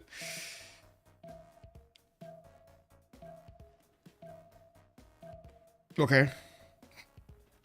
I'm thinking if you're talking about the cargo trains that would actually take the cargo from the left to the right of that small silver left territory there, well, you know, quote unquote, or are you talking about the railway system to pick up the freight, the total freight that would come with on those boats? But because I'm pretty sure the boats do have a problem because they need to go all around, right, from like towards the south of South America, all the way around, and boats from Europe will still not be able to pass through towards California, and boats from Asia won't be able to pass through to Europe if we don't have the Panama. It just adds like a week or something, like 10 days of extra time. So I would imagine it's not feasible to actually get trains there to move shipment around. It's just not feasible. I don't know, maybe if you get it on this river land and you get a lot of them, but that would be in, oh my god, that would be in an insane system actually. So many trains that would move so much freight. I don't know, man. That sounds terrible actually to me. Anyway, now we do have Settler coming up next time from Rio de Janeiro, while Pedro did go for Pen Brush and Voice Golden Age. Currency is also gonna be discovered next. 22 science with 28 culture, 38 production. Still on 3 cities, getting that 4th in E-kills next door. That's fine. He's also gonna take away a city actually from Indonesia. If he's gonna put this city here, I mean, he's gonna take away that northern one from Jakarta. While I do see Venice has also been taken down. He's gonna have a 4th city. He does have some inlands, but without an easy possibility to get the boats in the water here, he will probably not want to actually get that going. And I'm actually quite surprised about this, especially knowing that Tiritsi is gonna have quite a problem to use his only 3 cities to 4 cities actually, 4 cities to actually get boats out. This one is gonna be kind of bad. I mean, this is a Tundra city. You can't really make it work, shine, you know, like explode and stuff. Easiest thing to solve the Panama problem, consume less. Panama Railroad host containers from Asian ships to Panama train and from Panama train to American ship. Yeah, basically that's what I was saying, Geronimo. But I don't think it's like thinking of how many trains need to keep on moving there per day, time-wise. I don't think it's feasible. Like even if you have like a queue, I'm pretty sure you cannot move just like how many boats worth of space in that quick amount of time, so you could actually make it feasible. You can watch OnSpotTV on a potato. Wait, what? Potato? Oh yeah. I mean, yeah, that's gonna be hard, man. That is gonna be hard actually. Watching me on a potato, that is definitely gonna be hard. But to be honest, we might actually see a processor soon that would require so little energy that we might actually get to power them up with potatoes. Yeah. You heard it here first. Let's actually see. We do have Netherlands also expanding, but I do want to actually keep on going on Poundmaker and keep the line going. Penbrush and Voice Golden Age on Sprig. We do have him also with another city towards the north. More settlers coming around. He's getting his Temenanki in Picto Kahanapiwi into the east side. He did actually grab a city very close to the Portuguese shores. Well, he does have also his library is getting built up, and I do notice, of course, he did not actually put the campus here. He did put it here, which is only a +2. It is what it is. It did go, of course, he did not want to actually spend bronze working, and that's another evidence, by the way, of how much it cost them in the long term to discover bronze working when it is not time to discover bronze working. We got Hanging Gardens also chosen by him, and I do have to say that Cree over here will need to actually get quite a bit of culture for the late part of the game. I'm pretty sure he's not just gonna wanna let LDK do whatever he wants with all of the tourism there. Looking at Pompey, we do have him on 3 cities, getting his harbor shipping projects. This is a bit surprising that he's going so quickly for one of these admiral points. We do have him generating 3 points a turn. Phoenicia is on 9, Norway on 3, and Indonesia only on 1, while I don't think Brazil is getting it. Oh, he's getting it next turn. Okay, he just finished one in Salvador de Bahia, and he's gonna need quite a bit more time to actually get everything going. Norway is starting to invade. Look at this, boys. We got Malm getting in there close up and personal with Freritos, starting to tickle him to see what's going on in Sao Paulo. Looks like he's poking the hornet's nest, and Freritos is getting his boats out as quickly as possible to try to fend off the invaders. Man, he's having none of it. I mean, he's just going for the hugs over there. He's taking Freritos by the arms and squeezing him, and oh, hello, we're here to party. How are you? Don't mind the swords, don't mind the arrows. It's all fine, it's all good, but we came to party, yes. Let me actually see what is your best bar in Sao Paulo. Let's go. Ave Machiavelli, that's actually not possible. We're already at the physical limit of transistors, and you can't power a CPU good enough to watch a stream. Now you're talking. Okay, well, you see, that's the problem. That's the problem. You're still thinking of this CPU design. What I saw is that actually improving the CPU designs quite a bit, and yes, not as they're not gonna work with this yet, or at least, or I should say, with watching or playing Civ6. But you can do quite a bit of stuff with extremely low voltages. What is the win condition of left team? On opposite side, I see culture victory by Germany, but Cree can't do the same. I would imagine they're gonna try to go for a domination, while Cree is gonna try to defend the culture victory. And of course, we're going to need to see how Harald Hardrada is also gonna get to affect this, since he is already invading his opponent over here. I'm pretty sure Freritos is gonna have quite a few problems with the invaders. This is correct. Current power delivery is the problem. A new proposed design is backside power delivery. There we go. Xericon, yeah. There are a lot of experiments actually being done right now, including how to improve the architecture from the ground up of PC. This is... Wait, we're in April, so we should actually see it soon. There's a PC being built that is resembling how the architecture of a human brain would work, and it's being built in Australia. And I'm pretty sure everybody's very excited to hear what, or I should say, when we actually hear something from it, how it performs. Looking at Guitarja, we do have Open Brush and Voice Golden Age on him also, and yes, I do see harbor shipping projects coming out. And as we talked about it earlier, we're gonna have a massive expansion of galleys coming out from a lot of cities here, so they can get the pre-builds. Already we do have man just sending wave of these galleys out on the other shores towards other lands. It looks like the invasion of Brazil has started, and we do have the Norwegian galleys getting the first victory on the board there. I do believe they actually took out a galley here, or did he lose a galley? One of the two, but anyway, something happened there, and it's not cool. We do have Guitarja also with 47 science, already 40 culture. You can imagine he's not going to be far off from getting cartography. 4 tests, guys, it's 4 tests cartography. Woo, woo. Yeah. 4 times cartography, man. He can't afford to even get the money. I mean, he can't spend anything. They can't buy tiles. They can't buy anything until they get the carnival upgraded. So it's 180 a pop. Is he gonna have mercenaries in time? Military tradition. I'm very curious. If he has mercenaries in time, this is like the biggest, poggiest possible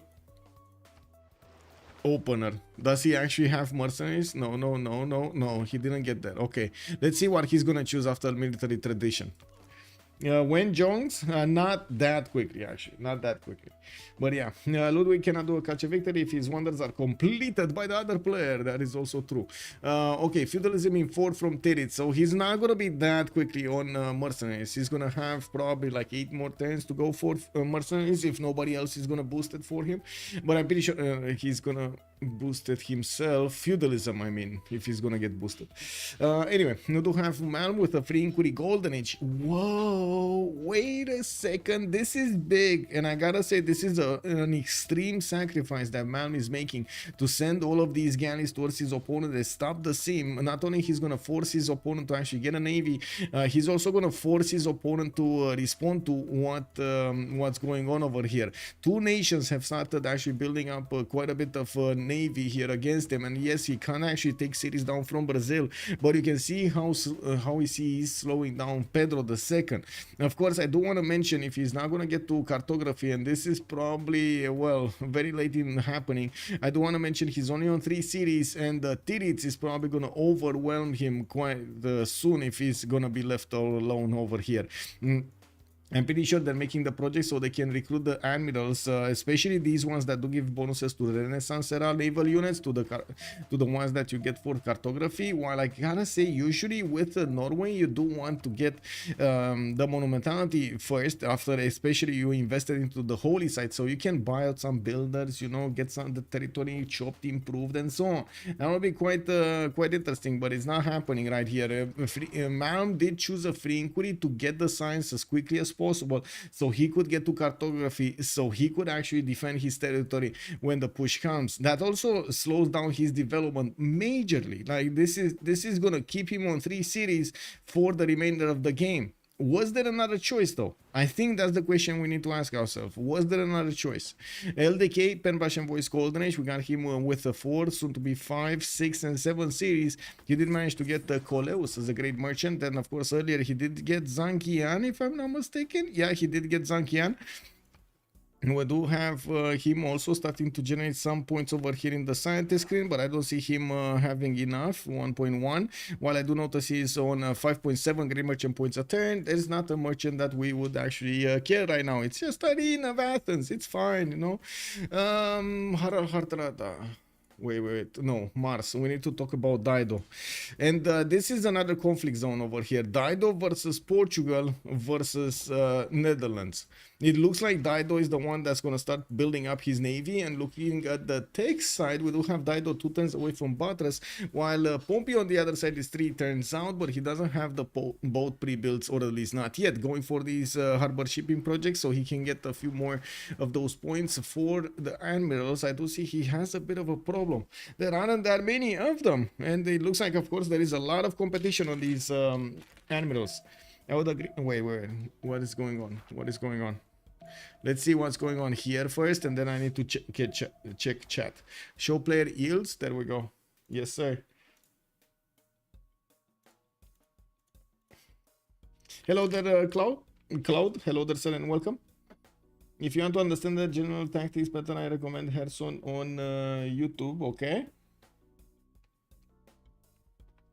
Victor level. Does Mam have Victor level? I'm pretty sure yes. I'm pretty sure yes, because all of these galleys are actually getting out with the +7.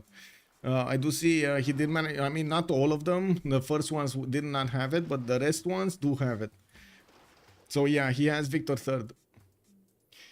PvP is very different. I even argue better than against AI unless you play challenges. The optimization and techniques are just so fun. Yes. Brody Butthead, also good evening, sir. I'm so excited to see how this map plays out. I have like 1400 hours of solo play, but never played PvP. Just recently started watching streams and enjoying team play. This map configuration seems so interesting as an idea. Yes, it is. Yes, it is. We actually had quite a few experiments with maps that are sided, as in left or right or top or bottom. But yeah, not all of them ended up being what we actually thought they will end up being. We do still need to see how the Navy is going to be called here. Indonesia is going to need to get his a goal from his teammates if he wants to upgrade right now, even though I kind of doubted that he's going to want to actually get his Navy improved with without having the half coast card. He's not far away from it, and it looks like he's actually going to get boosted here to feudalism by Sprig while he's going to go for a military training. Is that military training to the top? Yeah, military training.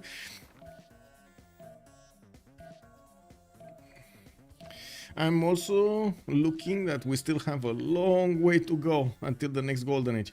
Pingala in Makvashakahikan, he's gonna get the +6 campus also from Musomin, while I do notice he's gonna finish that Menanki next turn from Piktokahana Piwin. We do need to see what's gonna happen here. Well, it looks like quite a few bows from Brazil did manage to acquire a few experience points, push back the boys, the bad boys here of Norway, and of course new, bigger, improved muscles here. Galleys are actually gonna start to get going against Brazil. How does this work? Why are they +7? They have like bigger paddles, muscles, wind catchers. How does this work? Snow Duck, hello there, sir, and welcome. What did you miss? Not much. We actually had one single remap because both teams used the remap tokens at the beginning. We do have them in a east versus west setup configuration here, and on the left side we do have Freritos de la Vega, while on the right side we do have La Steak Company, and we do need to see how they're actually going to get their bonuses going with both Germany and Cree trying to how to say, finish as many wonders as possible, or I would say get as many cities first and then get quite a few wonders bonuses from those. We do have Mars Dido getting up for war against his opponent. He is upgrading. Did it? He's upgrading. Wait a second, I was looking at that, but I was referring to Mars. Mars over here is getting his biomes out, and yes, we're gonna see him go for his caravels probably against Portugal. Portugal has and will have nows. They will need to get a lot of pre-builds right now. Right meow. We do have Tirit spending a lot of gold, 480 gold points over here on 3 carnivals, and we're going to see him use that admiral to push back Norway. Doesn't care about it. Of course, he just exposed himself that he has caravel technology. I do see the galleys of Indonesia have gone into deep water. Totally funky map. Yes sir, yes sir indeed. Matt Beats, hello there sir. Since GPL Discord got beginner lobbies, yes Exericon, that is exactly the fact. We do have novice lobbies. The +7 has a name, emblem. An emblem is an underwater ram. Oh, thank you so much, Machiavelli. Okay, very nice, very nice. Will Brazil get Minas? I don't know if they're ever gonna get Minas.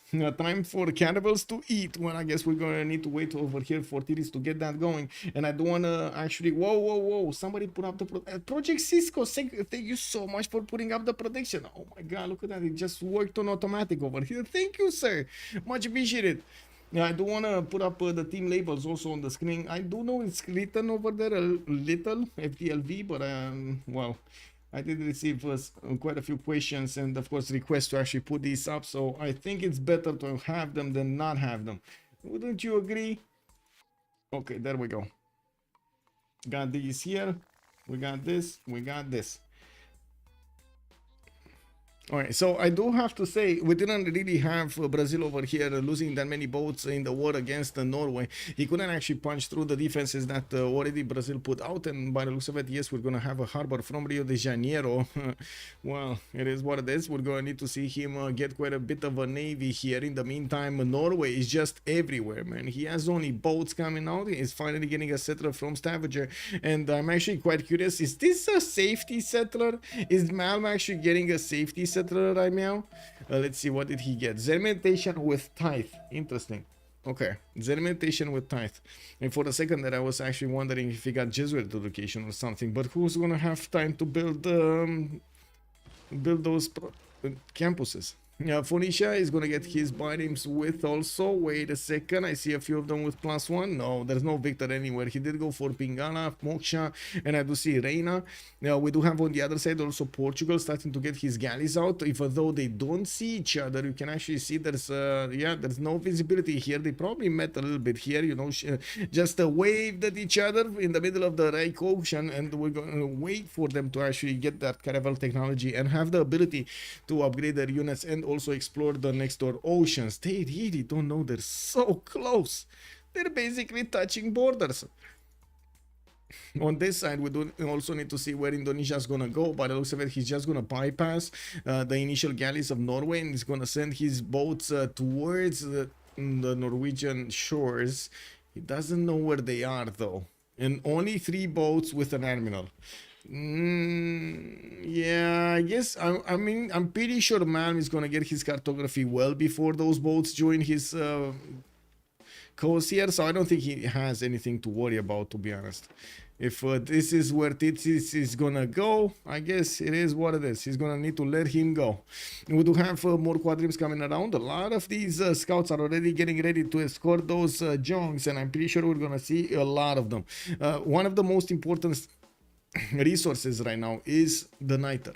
Who is gonna manage to get niter for him? And at this point, I gotta say, nobody's making niter. Nobody's making niter. In the tech side, we do have Tirits opening up bronze, getting his mercenaries in 410s. We do have also Firsos going through the bottom middle tree, so we do need to see if he's going to go for military engineering. While on the other side, looks like LDK is busy getting his construction also. Well, I guess we're going to need to wait and see for that as well. Ooh, the +1 boats joined the fight, and Norway here just keeps on knocking down Brazilian galleys while he's pushing the other ones back. By the looks of it, the choice of Tirits actually moving towards the west side did not actually help out Brazil that much. And we do need to see him scout around. He's taking a leap of faith, I would say, actually going on the west side in the Pacific Ocean to see where his opponent is. If he does manage to sneak in, he might actually do so much damage. Like taking down Berlin, for example, would do significant damage. Taking down cities from Netherlands would do significant damage. And those 3 caravels are gonna be quick on their heels. No, it's not heels. And how do you call it? Keels. Quick on their keels, right? Who do you think has the advantage right now? I would say at the moment with I would say FDLV has the advantage for the moment. I'm skeptical of this all-in attack from Norway. It's definitely going to slow down, but not enough. Pedro II, I'm pretty sure Pedro does have a good opener over here, keeping up with stats as necessary. And when he's going to get, and he is going to get at some point, cartography, he's just going to totally stop this. But until then, he's going to still lose quite a few boats. And looking at this, it kind of looks to me that he was underestimating for some time how many units are coming against him. And now it seems like he's finding out the hard way how many units are coming against him. And there are so many units here that he could just keep on attacking to the city of Sao Paulo until they all die and he takes the city or something and upgrade caravels. He has only 2 more turns until he's discovering cartography, and right now he's keeping up his boats here in his shores. 1, 2, 3, 4, 5, and a 6. That's gonna get the cartography upgrade. He's not gonna wait, does he have? I don't think he's gonna have. I don't think he's ever gonna, well, he's not gonna have the half cost card. He's on 12 culture a turn. He's just not gonna have the culture, the raw culture to actually get that card. It is unfortunate. 2 Niter near Natural Wonder, that has to be settled. Holy Harald, 232 faith, but that's like 300 safe in the bank, not in you know, anything useful here. Looks like he bought something, and I'm actually quite curious. Did he bought an admiral? Did he just buy an admiral for himself, or no? I don't know. He bought something, but I didn't actually see what. And we do have Norway here, general points, Netherlands, okay, Phoenicia, Norway is on 3. Who did manage to get these ones? Portugal got Leif Erikson. I do see Dido did manage to get Himerio, so they kind of tie each other there. We do have also Portugal managing to roll another one. Zheng He, and Indonesia was the one that picked up Rajendra Kola. So there is no admiral in the fight for Norway, for Netherlands. Oh, that's a bit. That's or from Brazil. That's kind of bad. That's kind of bad. I think we do have right now mercenaries on Tirit, so he's gonna manage to get that gold into these boats and upgrade them. Now he is gonna actually get to push back Norway from the north, and I do notice that now to say in the gold pattern we do have on one side 26 plus 44 plus 29 plus 17. Doesn't look like they're making more than 100 or easily more than 100. The last state company does have significantly better gold pattern, and I gotta say this actually changes my opinion of who is in front right now. I do also notice a very strong result here from Phoenicia. 72 science and 40 culture is very strong. He's also gonna have the cannibal with fleet upgrade here, and it looks like he's gonna start one-shotting these Portuguese galleys before they're gonna get their cartography upgrades. There are still quite a few boats that he could. Oh no. He didn't actually move. Well, I guess we're gonna need to see next turn. He could only kill one of the boats, and he could kill 1, 2. Can he kill 3? No, there's not enough speed on these to actually kill a third one. Or maybe, I guess it depends. Wait, they have 1, 2, 3, 4, 5. Okay, and this is still a 5, so he could double shot this galley. He needs to be careful with this caravel to attack this one and not this one. This is very important for him. Not attack the one that would be in range. So he could kill this, and well, that one actually got out. Whoops. Whoops. Pompey protecting his boats over there. Man, I was just talking about it. He was probably, in the process of thinking how to minimize his risks and, of course, maximize his chances over here to keep these alive until he's going to get the upgrades in. I'm actually quite curious if Pompey did manage to get the half cost card in this. No, he didn't. So he's going to actually need to pay so much gold to get that going. He's trying to go for civil service. He's on 25 culture a turn. Oh, gold is a problem here. I think gold might be what breaks their back. And this is looking like last state company did manage to fix the gold situation. We do have Sprig over here starting to get quite a bit of gold pattern, 48, while he's getting a wave of builders. I do also notice he did manage to finish a few wonders. Hanging Gardens, Great Library, Temenanki over here, getting those points of science from these plot planes. I do notice he's also gonna finish a few theater squares and campuses to match there. And we do need to figure out where is this going. Oh, Indonesia is getting he's getting everywhere, but not anywhere important. Okay, I mean this would be bad. If he would have managed to get to Berlin, this would have been quite bad. But it looks like he's gonna start moving towards Norway's shores, and they're gonna try to bonk against these Norwegian caravels directly, rather than actually bypassing and trying to do some damage here to Germany. He doesn't know about this, and it looks like the lack of information is actually deciding the game quite a bit here. Look at this. They don't see anything of their opposing territory, or I guess you know what I mean, opposing team territory. This would also mean spies are not actually gonna work, right? You can't, if you don't see a city of your opponent, you can't really spy your opponent. This is not going to be a problem for Phoenicia. And I do notice he did manage to get all of those boats very quickly next to the Portuguese boats, and he did manage to do a lot of damage here in London. In the meantime, wow, these boats were so fast. 6 movement, 8 movement. Oh, this actually has 8 movement, man. And these are 5. Okay. We got the walls going up in 3 turns, and by the looks of it, he might actually, yeah, he's probably not gonna get to take it down in 3 turns. But anyway, that's still just gonna be a matter of time until he's gonna get his Squadrons out and start bonking on that doorstep with the frigate shots. That should be more than enough to actually take out Portugal here. Looking on the other side, we do need to see if Malm is gonna manage to defend against the Brazilian counter-attack, and of course against also the Indonesian counter-attack, because it looks like they might be trading a player for another player here. Malm being in trouble from one side, while Portugal, Pompey, is in trouble from the other side. We do need to see also if Brazil is gonna get that niter for his teammate. Let's see, did he get it? Brazil? 0 0 0 0 0 0 0. Everybody's on a 0. Military engineering. Look at how many are actually going military engineering at the same time.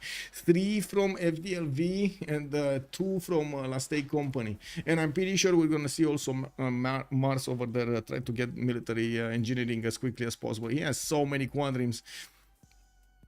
Looking at also Cree here, we do have finishing up an industrial zone. That's a pretty poke +4. That didn't even need an Akurak for it. And I do see Theater Square is going to be placed here in Makfasakehikan while he's getting those libraries in the pokiest campuses. Looking at the sim of Indonesia, he's not really doing much of anything else other than building boats and upgrading them, trying to get his economy up to withstand them, and of course keep on paying for them. While I do see Last State Company is managing to secure so much more gold, we're going to need to see if that's actually going to help them out in the long term. With Norway here not really in a position to get mercenaries, this will require from him a lot, or from them at all, a lot of investment, which might not be the best thing that can happen here, especially since he lost the majority of his pre-builds on the offense against Brazil, and it looks like Brazil is eating these galleys up like they're candy. Lancer, does Indo have Niter? I don't think anybody. No, nobody has Niter. Actually, there is somebody that has Niter. Wilhelmina has Niter. That's it. Wilhelmina has Niter, and that's it.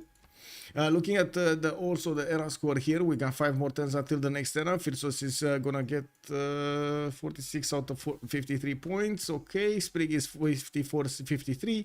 We got Pompey 44-53. Looks like Tirits is gonna be also 10 points out, 43-53. And on the other side, Malm going dark. LDK is gonna be 6 points out. Mars is gonna be 8 points out, while Chuck is already 2 points away from getting his golden age. Well, he did manage to get this unique improvement, the polder, right? And he's starting to get quite a few builders from. I guess he's gonna. I hope he's gonna get it. I guess we'll see. Polders are life. And look at that. He did actually get Niche Merchant here. Interesting position for Niche Merchant, but he did manage to get it here. So, can't complain. I can't complain. Looking at Portugal, looks like, well, Phoenicia did manage to take out the majority of the pre-builds here of Pompey. And yes, there are a few in the south, like 2 more in the south. It doesn't look like they have the gold to upgrade. They are not going to put a lot of gold in Pompey if he can't actually get these worked. He did manage to keep Lisbon alive since he did manage to get the ancient walls. He's going to do the same thing in Coimbra and the Guarda. While I'm pretty sure we're not that far away from seeing frigates getting upgraded on Phoenicia. We do see him discovering square rigging next turn, but he has the problem with Niter. Oh, wait, no, that problem has been solved. LDK, 4 Niter a turn. We do have Chuck on 2. I'm pretty sure he's going to get the upgrades going. He just needs to put up that half cost resource card. It looks like also we got Snowden over here. Snowduck, sorry, actually hyped up for Last State Company in chat. Ryan, also hello there, sir. What mod are they using for the Pantheons? BBG, if that's what you're asking. BBG, Better Balanced Game, as we like to call it. You can actually see more details if you take a look at the video description down below. You're gonna have a link to an explanatory video about BBG.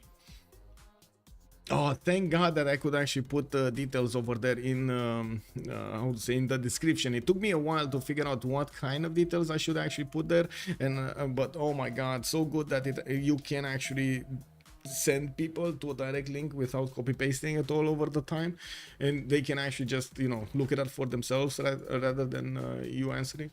Ooh, that's so cool. Can you show production? Yes, Ruperfed. Hello there, sir. Let me actually, I want to see what's going on, if Norway is going to get this going. I do see Sprig is 153 production, very close to LDK's 154, while we do have them basically at the same science level, not that far apart at the culture level. Gold, not that far apart. They're keeping with each other very well. On the other side, I do want to point out that gold per turn did improve a little bit. I do have to save FTLV 17, 39, 63, and 21. It's going to help them fund these wars. We do need to see if it's going to be enough gold for the upcoming boats. I gotta say, it's gonna be only a matter of time until Freritos is gonna manage to get his Midas Goliath. Not very quickly, but still not very far away. He does need what, nationalism to actually get them going. It's gonna take some time, right? He's on medieval fairs right now. Now he's getting also one of these another one of these street carnivals with a theater square that's going to be boosted by it. And yes, I do see another theater square here, so definitely inching forward on the culture screens to get those as quickly as possible. While his opponent Malm is getting his carnivals, he's probably not going to be high enough in science to actually discover something like ironclads in the next part of the game. That's going to be a lot of work to get ironclads. Now we do have also to see if Netherlands is gonna want to get a few boats of his out. Looks like Indonesia, after he did, well, of course, notice that Norway is gonna have his cities defended. He wanted to go, well, against somebody else, and look at that, he actually found LDK to knock his doorstep down. Good thing is we don't actually have traders running through the water. I'm pretty sure that would have been a big whoop, very big whoop. Let's see, 3 turns to go for. Okay, we got Isodor also ready for LDK. Looking at their golden ages, we got Freritos 4 points out. Sprig nailed his. We got Pompey 9 points away. I don't know about that, man. I don't know about that. It is a bit unfortunate. Tirits is gonna be 1 point out, and he's probably gonna get it. Okay. Oh, he's getting that monarchy. Monarchy. Okay. Well, I guess with monarchy, he's definitely gonna have it. Anyway. It is what it is. We still don't know if Freritos is gonna get it though. I'm actually quite curious. Does he have monarchy? No, he's just going full headstrong nationalism, totally ignoring monarchy. Or is he gonna get the boost for monarchy next turn? Maybe next turn. We'll see.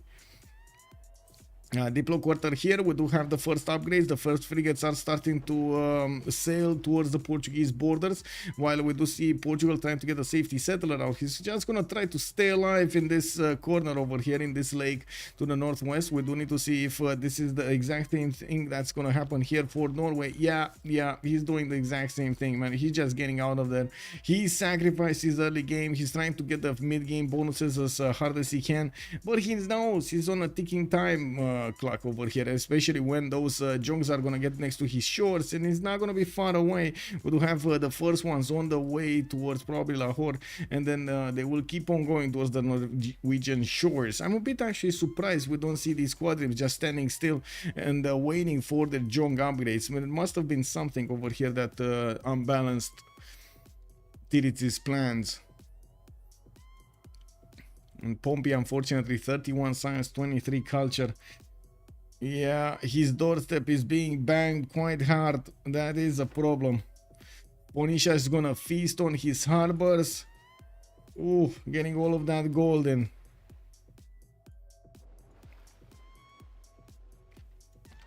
Oh, this is another problem.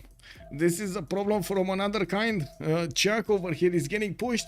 He's 4 turns away from getting cartography, while these level 1 caravels with their 50 plus strength are gonna get to bonk against 20 strength cities. I mean, not even a horsey, not even 1 pony, Chuck. Really? That sounds so greedy. Oh, there we go. He's getting in, boys. He's getting in. He got in. Junks may well blow Lastic Company apart completely. Okay, can Indo get a city on the islands, one of the Red CS and one below Germany? I don't think he can actually take another CS because he already has a CS, and that CS actually has a caravel. Lahore, you are so technologically advanced, Lahore. Would you want to join our team? You know, you hear the screams from Indonesia in another language, but you know, I can't really translate that. And then Lahore says, no! We are fine. Ooh, you go. Anyway, now we got the builders coming around here from all the cities of Indonesia. They're just ticking off their last points here. One more turn until the next World Congress, and looks like Freritos got it. Sprig got it. Pompey not so much. We got Tirits. Oh, getting at 53, 54, 53. Looks like man is going to stay on that Dark Age. LDK did secure his Goldridge with 50 out of 49 points. And it looks like going to build more city parks everywhere. Isodor is still waiting for that elusive Colosseum to come out from Frankfurt. While yes, we do see the Hansas already getting set up over here. Plus 14. We got another plus 14. We got another plus 18. I would say these are pretty good Hansas, wouldn't you? And we do have also Mars with 4 points out. Dido not getting his golden age. Well, I think the question is, will he get his fortune age? Yeah, that's a problem. Also, does anybody know on the stream when and how the word restaurant came to be? Because I just had a funny thought yesterday, thinking like, wait, restaurant is made out of rest, rant, right? Oh, rant from like or, actually end from French. Is this a French, I would say, saying, or is it English saying, telling the French that, hey, you can rest and rant at the same time? Look at that, you can rest and rant. Rest and rant. I think it's rant. I think they were talking about talking, literally talking, right? Rant is word, another word for having a, well, not really having a conversation, but holding a speech or something. I think it comes from Latin restore. Yeah, it's rent. I mean, yeah, isn't it? Yeah, exactly. That's even funnier, you know? Like imagine actually having like people just walking by home, and somebody in front of that home just put a few, like a table, a few steps, a few chairs, and they were like, hey, anybody, do you want to rest and rant over here? Rest and rant. Look at that. I give you food, you give me money, you rest and rant. And then it just got used and used and used, that everybody was saying, oh, restaurant. You know, I mean, it might happen. I don't know. I'm just imagining stuff here. It is what it is. I'm actually quite curious. And that's what I wanted to compare how I was imagining things with the actual reality and see where it leads, you know. Huge Hansas. Yes, indeed. And we do have the great invasion of the Dutch Empire. By the looks of it, Haarlem is going to be left be. We do have Netherlands putting one of those scouts over there to try to stop the nasty Indonesians from pushing through, while Netherlands is going to get his boats quite soon. He still needs 2 turns to upgrade his caravels from his galleys. Oof. It is Wilhelmina. Retained his Yes. knighthood for 17 months. Helicopter Geeker, thank you so much for the tier 1, sir. Thank you. And also Salty, good enough. How are you doing, ma'am? Let's actually get this going here. I think I'm going B, right? I'm going B into this. I'm going B into T. We don't really have that much T. Or do we have silver or something? Like very bad in the tundra? No.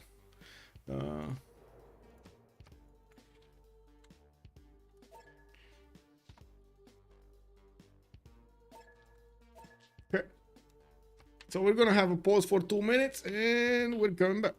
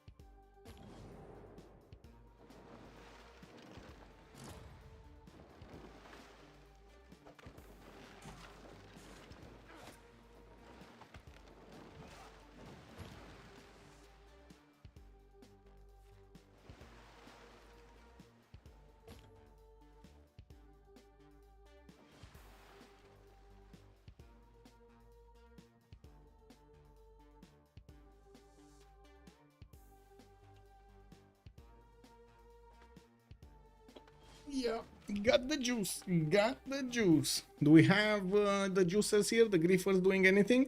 Looks like Harlem might actually get out of this unscathed. It doesn't seem like these caravels are actually going to manage to punch through, but it also looks like Indonesia's navy is going to go directly against the Netherlands and try to save over here Portugal. Some of the boats of Phoenicia will need to be deployed to save Netherlands, and to be honest, it kind of looks like Portugal is, well, kind of dead. Was in kind of taken away from his initial lands, initial territory to do something in the game. We did have this, right, this passage next to Berlin. It looks like Germany did manage to get the walls up there, and doesn't look like anything's happening. Okay, Phoenicia putting his first caravels in the south. Looks like the Indonesian boats are much stronger than the Phoenician ones. He doesn't have an admiral here for them. Gitarja did manage to get -4. That's kind of bad on already kind of bad gold a turn from FDLV. That is kind of bad. That is eating the resources over here so much. And I do notice LTK did manage to get a lot more production right now than Sprig, but I think that might be just a matter of time until he finishes up new markets and gets everything going. Not to mention he doesn't have his full setup going with Aqueducts, while we do have over here LDK with his full setup of Hanzas by the looks of it. Till BBG's version of Polder only require one adjacency tile. What would be best middle age government for this type of map? Coastal nations? No, I guess that's actually a very good question. I still think it's monarchy. That's probably going to be the one that you're going to stay in the most. If you want Merchant Republic, but the Merchant Republic is... Usually, if you want Merchant Republic, you want to have definitely a lot more peace, so you can actually get the benefits out of building those districts faster and so on and so forth. While with Monarchy, you do get more envoys, so you get a better chance of getting one of these city-states, getting to fight for some of these city-states or keeping one of these city-states. So you need to always have a balance. Well, the third one would be theocracy, which I don't think players are actually going to go for. Nobody's going to go for it. Not even Indonesia is going to go for that to buy his boats cheaper. So yeah, you need to actually pay attention between those two things, and you need to judge if you're going to have the time to get the benefits out of Merchant Republic, or you're gonna have much better bonuses coming up from keeping city-states. Like keeping a science city-state in a game like this is extremely important. In Monarchy, if you're fighting, Merchant Republic if you aren't. Yeah, basically the general is making a good point over here. You do well. I guess I was trying to make a point that you could be fighting and having Merchant Republic at the same time, but you kind of need to guarantee the fighting is happening on the other side of the planet from you. But yeah, you're right. It's in the majority of the situation, it does get split between Monarchy if you're fighting, Merchant if you're not. That's what I was thinking. In Team PvP, it's then Monarchy 9 out of 10. Yes. Now we do have a few writers coming up from Cree, and I do notice Brazil is quite close to getting his nationalism, or should be close, his diplomatic service in 2. And well, we do have his Squadrons starting to gather in the city of Sao Paulo, where the first attack has begun, while Norway is retreating his boats, and he's also upgrading some of them into caravels. He's going to want to get a wave of his Squadrons out, but I gotta say that, I mean, Minas Gerais are just going to clean this up. It looks like it's going to be a very hard proposition for him to actually keep his borders and even keep his navy against Minas Gerais. Aren't frigates getting one-shot by Minas Gerais? They're extremely strong, very strong units. Anyway, now we do have a few more settlers coming up from Germany. More settlers? Wait, what do we have here? 2, 4, 6, 8, 9 cities. He's 9 cities already, and he wants another one from the city of Cologne. 2 other ones. Oh my God, he's settling everywhere. Well, I guess we know what LDK is gonna be up to. 100 science, 130 culture. Definitely very good results in a pen bash and voice golden age. 267 points of production. Man, oh my God, he's Yeah, that's a lot of production. I mean, Sprigo on the other side is 190. We got Tirits on 100, but they're not even coming close to 267. Now, we do also have to take a look at all of the other bonuses that managed to get a golden age here. Free inquiry golden age for Poundmaker. That's why he's 100 science. And I do see Pedro, Pen Brush and Voice golden age, 90 science, 100 culture. Definitely holding strong there. We do have Joe the Third, 20 and 20, but he's losing city and he's trying to stay alive here. We're going to need to see if Phoenicia is going to manage to hire some mercenaries to take out the Portuguese inland cities. Can you imagine some just, you know, random horses popping off here? Oh, look at that. He had the same idea. That is so cool. Anyway, we do have over here his frigates needing to actually bonk Coimbra, and we do have a few horses coming out from Portugal to try to fend off this possible pillaging. Tirits is also Pen Brush and Voice, 77 science, 67 culture. Getting his bows to the west side. He upgraded most of everything, and it looks like his fleet is trying to gather forces. He's gonna have around 7 to 9 caravels, 7 to 10 caravels, while I do see only 5 chunks, 6 chunks, 1, 2, 3, 4, 5, 6. Yeah, and is Lahore his city? It is his city. Okay, so he can upgrade in it. This is pretty good for him. He's not gonna need to upgrade in his home. Well, it does look like by the position of those fleets that he's actually going to go against Norway with his full strength and not actually want to split his forces between fighting off Netherlands and Phoenicia and at the same time taking down Norway. Well, I'm pretty sure this is the correct option to actually secure that victory over there. I'm a bit how to say, I do want to mention that Phoenicia and the Netherlands actually needed to move away from their development to get this defense going, and it was quite costly for Czech to do this. On the bright side, FDLV fans might get to see them play another game. Yeah, that's true. That's true. Lord Bowser, hello there, sir, and welcome. 3 more cities. There is another city between Aachen and Munich. What is it?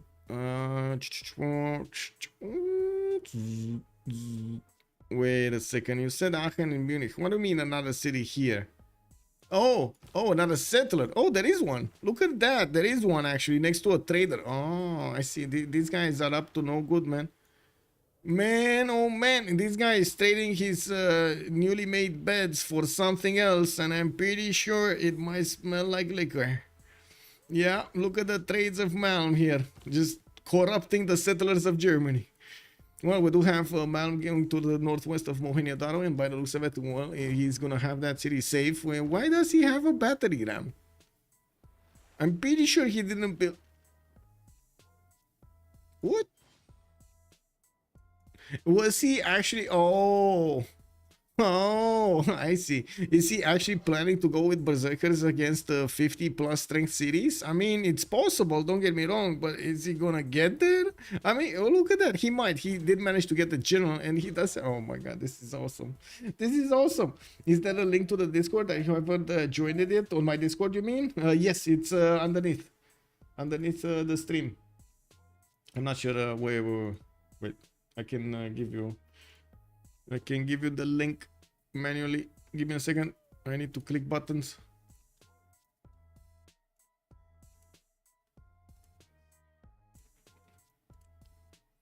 Oh, there we go. There we go. Project Cisco said it. I was about to copy paste the link from there. But yes, there we go. There we go. You got the link right there.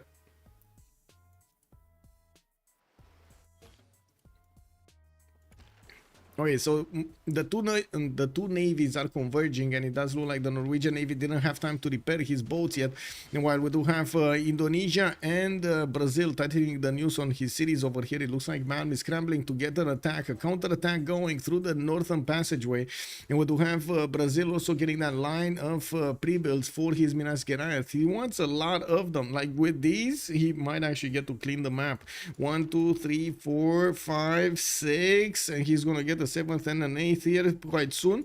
And we do have him getting his wait a second, his humanism in 2 turns. Okay, still not there yet, still not there yet. Okay, Freritos also getting upgraded in Norway. They did manage to get quite a bit of gold now that they did actually get to pillage the harbors of their opponents. Looks like Lisbon capital did fall, while we do have some Cree horses coming and pillaging those tiles there. It does seem like Coimbra is also going to fall next time. The Caravel fleet is going to deal the final blow, and he's going to take out a city from Portugal. Well, I gotta also say here, the city of Viseu looks like it's going to be safe for a little while longer. We do have the ancient walls getting chopped, and well, we still have Portugal trying to take back his city center there. Yeah, well, they're trying to squeeze every little bit of extra advantage that they can actually get from this territory. Bologna seems to be exposed here to the elements. He did actually want to seize that. LDK on the other side, getting his foreign ministry in 2 turns. How much production does Munich have? 54 production right now. Anyway, he did manage to get also Mont Saint Michel as a pre-built great path, and what is this? Apadana over there. He's also working on his universities to get a lot more science, and does seem like he has a much more balanced approach to the game than Sprig has with Cree. But I gotta say, a lot of that is on Ludwig versus Cree bonuses. I would imagine Cree is going to follow up with quite a few of his bonuses here. He just needs to finish his industrial setup. It is definitely later than LDK, but he's going to catch up. He's going to catch up. Okay, so the big war is starting. Oligarchic legacy on the Brazilian caravels. We do have Indonesia also with oligarchic legacy. He also has a spy on Norway, something that I don't think there is. So we got this visibility here, and look at that. They do not see, or they wouldn't have been able to see the Phoenician cities here if Mars would not keep Lisbon. But I guess, you know, it is a capital. You kind of want to keep it. You don't want to let it be free, run free over there. This is the BBG that doesn't actually give you the Diplo favor for keeping a cap, right? It's 570. You actually get a penalty for keeping a cap. I'm loving the map setup. Yes, sir. When U-boats? That's a good question. Hello there, Galukshan. Sorry. No, you know what I mean. East versus West can be fun to watch. Yes. Let me actually see if we do have, okay, more boats coming up from Indonesia. I'm pretty sure he actually went into Merchant Republic and is getting his press gangs going. That's what I wanted to mean. That's what I meant. He opened up the Merchant Republic Civic, and of course did manage to get this going. While I do notice Freritos is still trying to enlighten himself. We got 2 more turns for him to get that going, and he did manage to discover some berserkers. He only saw the shadow of the berserkers just disembarking on the territory, while by the looks of it, he's working on taking out the initial cities of Norway here. Norway did manage to get safety settlers out. He has Bergen next to the mountains between Dido and Germany.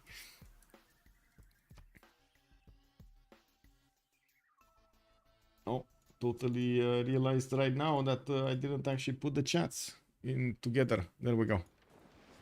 Harbor shipping projects coming up from MAM. Looks like Indonesia is starting to eat away at the caravels of Norway here. Easy peasy with the Jones moving in first. We do have also Brazilian caravels starting to make a mid-shield, so these Jones are not going to get hurt. That's a lot of damage, those walls from Oslo. And it looks like that city is going to be shaved off, clean off the map very, very quickly. But not before he needs to actually pillage. I'm pretty sure he's actually going to get the harbor gold. I mean, you know, you need as much gold as possible, and they can't really afford to pass up on the opportunity, especially since Tirits is negative with minus 15 gold a turn. We do have Sprig on 100, which is the most in the game, but then Pompey is on 1, and it does seem like it's going to be a hard how to say, economy from now on. We do have Pompey also remaining with the city of Viseu, and he's getting another settler over here by the looks of it between Brazil and Cree. You know, we do have him trying to pillage as many tiles as possible from the city of Lisbon, while, well, in Phoenicia looks like his job finished. He's gonna start moving towards the east. I'm actually, oh yeah, he still can't pass. He has the caravel here, but he cannot pass to get into Indonesian territory. His only passageway towards his opponent is through here, through the Northern Sea. I wanted to make a joke that the Northern Sea is actually in the south than in the north, but yeah, okay. I guess the game got confused a little bit. It's fine, you know. Top is bottom, bottom is top. Everything is fine. Left is right, right is left. I mean, it is what it is. What was it? There was a movie with an opener, like a comedy movie with an opener about like a leader from the Middle East that said he changed the meaning of yes and no to a single word. So you basically, you would go to the doctor and he was, you would ask him, are you like, am I sick? And he would say, the dictator. Yes, that one. Oh my god, yes, the dictator. Right? Oh, can you imagine that total confusion everywhere? I mean, wow. He would say Aladdin, Aladdin, Aladdin, Aladdin, Aladdin, Aladdin, Aladdin news. Yeah. Positive and then positive and negative at the same time, bro. It's at the same time you get that positivity and negativity in Aladdin. Oh my god, man. Oh, that movie, bro. I mean, not the whole movie, actually. Like the first 30 minutes are nice, and then the rest is kind of poopy. But oh well, I guess they ran out of jokes halfway through. Now we do have to see Indonesia moving more boats. We do have Brazil also needing to get that nationalism, which he still didn't get it. He's 5 turns off. While by the looks of it, he did manage to discover the Norwegian berserkers trying to pull a fast one on him. Those Norwegian berserkers don't seem to have enough strength to actually attack into any target right here. They kind of die attacking into Sao Paulo. City has been taken down. Indonesia is going to follow up attacks against the other Norwegian ships soon. Of course, he does want to get these junks to move a little bit closer and start firing, but he does need enough boats. There were some trades here. Brazil lost a few boats in the meantime, and it looks like the Norwegian frigates will get the opportunity to do some shots here, or maybe even some free shots. He does have 4 of them to work with and 4 caravels in the front, while he doesn't have an admiral. This is actually quite bad for Norway, not having an admiral, while we do have an admiral here on Indonesia. He has Rajendra Kola. It's not in the correct position though, as in these boats over here are not getting the bonuses. Okay, a few boats have been deployed to the southwest, a few caravels to stop any kind of Phoenician involvement in the war, while we do have Netherlands also getting bigger. We do have a trail of units actually going towards the city of Berlin. We do need to see if he's going to manage to get those the 7 provincials soon, because that's definitely a strong unit. He's printing 1 turn and looking at the points here for the quadrims. Oh, Dido just finished a beautiful terracotta army. Can you imagine Dido actually built an encampment and got a barracks and then built the terracotta army from his capital city instead of going for like anything else? Whoa, getting himself an extra point of experience over there on all of his boats. That's gonna definitely help him out. And well, it looks like at least 1 frigate did die here with 3 caravels at the same time in the same round. Those are losses that Norway definitely cannot withstand. These junks of Indonesia are gonna clean up the coast quite quickly, and we do need to see what the Minas Gerais are gonna do up next. Of course, Minas Gerais coming up here from Brazil will get the opportunity to move to the southern coast of Ludwig and get in here, get into the war against the Netherlands and Dido. We got Freritos 4 turns away from industrialization. We're probably gonna see him going for steam power, and I gotta say he's on 97 science with 143 culture. Penbrush and voice, this is not a free inquiry for him. On the other side, we do also notice that LTK is starting to get a fleet out, galleys coming out from Berlin, while Augsburg could actually get one of those harbors to the southeast. He didn't put one down yet. Do have him getting more cities in the north. He did finish Colosseum in the capital, or in the cities in the north I should say, but also hitting the capital, so he could get those extra amenities. And looks like he even put mines in between those volcanic soil tiles. Well, yeah, he needed to. Looks like Lisbon is just gonna be left whatever. Phoenicia is gonna have enough of that. He doesn't care anymore. He's just getting back to the east, getting all of those boats working. Fact that Last Company has map allows these first as coast to help each other easy looks like big advantage. Yes, also This was actually not a complete fabrication. In the 1960s, the Chinese Communist Party decided that red means forward and changed the traffic lights accordingly with predictable... Wait, really? Oh my god. Oh my god. I can only imagine the disasters and the I would say and the discussions that started from that in the day that that change was made. I can only imagine. What tech is U-boats? Electricity, right? Electricity. It should be here. Electricity. Electricity. Okay, well, the city of Nidaros is getting hit. Yes, there is Governor Victor in there, but that's not going to matter. With so many junks, it looks like that city is going to take quite a bit of damage. We do have still a few boats trying to fend off attacks in Stavanger, but it does seem like Indonesia is just focusing his efforts right now on the capital and just trying to fend off a little bit Norway here. You know, just keep him off, counter-attacking, but still eating at his territory. We do need to see how we're gonna have Brazil actually enter the fight over here with quite a few more frigates coming around and getting a spy out. We do have him focusing as much as possible on getting the Minas Gerais to get upgraded, and we do need to see if Netherlands and the Phoenicia will actually have a big enough navy to withstand this. I'm pretty sure that both of them would need to actually go for ironclads, and even ironclads are not always gonna save him.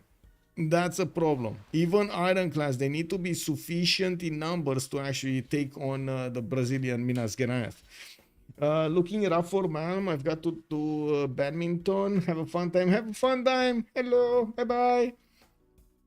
Do the land units still give bonuses to naval units? In 570, I think they... wait, I don't remember. Give me a second. Let me see. No. Or at least I don't see it. No, zero support bonus. No, they changed it. In 570, they changed it. So, yeah, they don't have support bonus.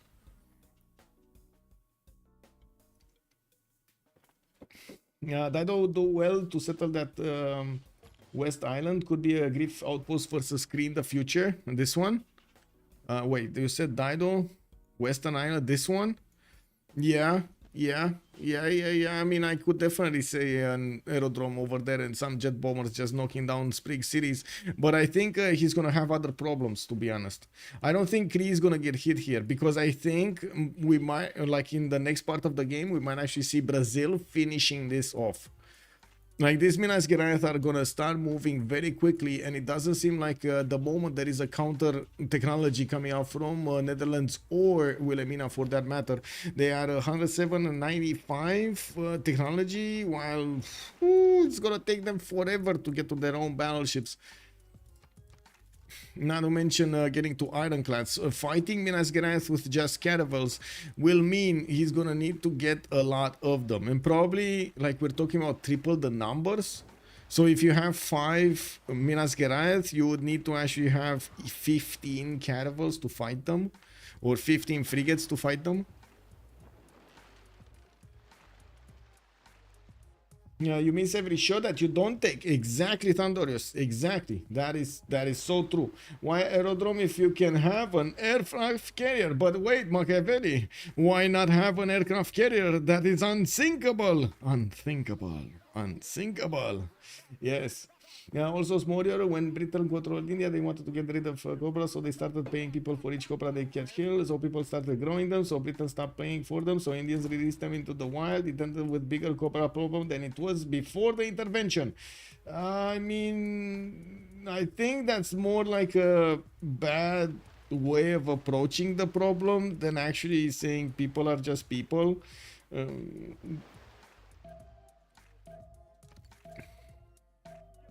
It sounds to me more like a communication problem than an actual human problem. Is the game speed online? Yes, it is online. We're not playing on standard. I mean, that would be way too slow. German Venetian, he's gonna engineer it too. Oh, he's getting it. Yeah, I mean, that's James of St. George. He does have Isodor here for quite some time, right? Just sitting in the city center.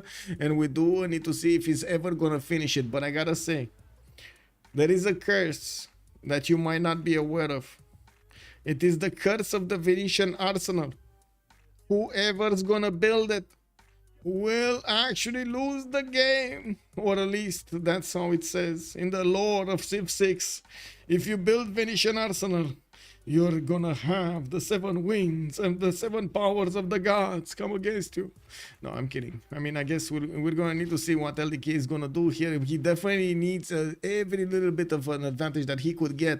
I'm not sure if I'm sure that building Venetian Arsenal is going to deny him the opportunity to get more boats out before he's actually going to need them. And unfortunately, he's not going to have enough time, even with Venetian Arsenal, to make up for the lack of boats that he has. Cobras are more scared of you than you are of them. Leave snakes alone. Okay. Is every player allowed to capture a city state? Yes, every player is allowed to capture a city state, and if a city state got captured by an opponent, you can capture that city from your opponent, basically, or liberated, depending on what you want. We do have Phoenicia getting a general cause, whatever, and by the looks of it, we do have also Phoenicia and Netherlands starting to get out of this choke point. They started fighting off the Indonesian caravels, which did retreat after they, in the north, they did manage to take Nidaros down. Looks like Freritos is going to keep that city center. We do have Norway also, with the last remaining stronghold here in Stavager, about to lose his capital. Wait, that's not the new capital. No, Nidaros was the capital. Stavager is just, one of those, yes, amazing cities, but it's not the capital. Also, I gotta say, this is amazing how this city looks. Can you imagine having like water here and then salt here? Isn't this salt, or is what is this? Provides production. Wasn't this salt? No, whatever. I'm not sure exactly what is on Salar de Uyuni, but I'm seeing something that resembles salt plains. You know how in those you have, like, in those documentaries from Discovery, you have like the salt flats for the speed cars, the speed races. Yeah, basically.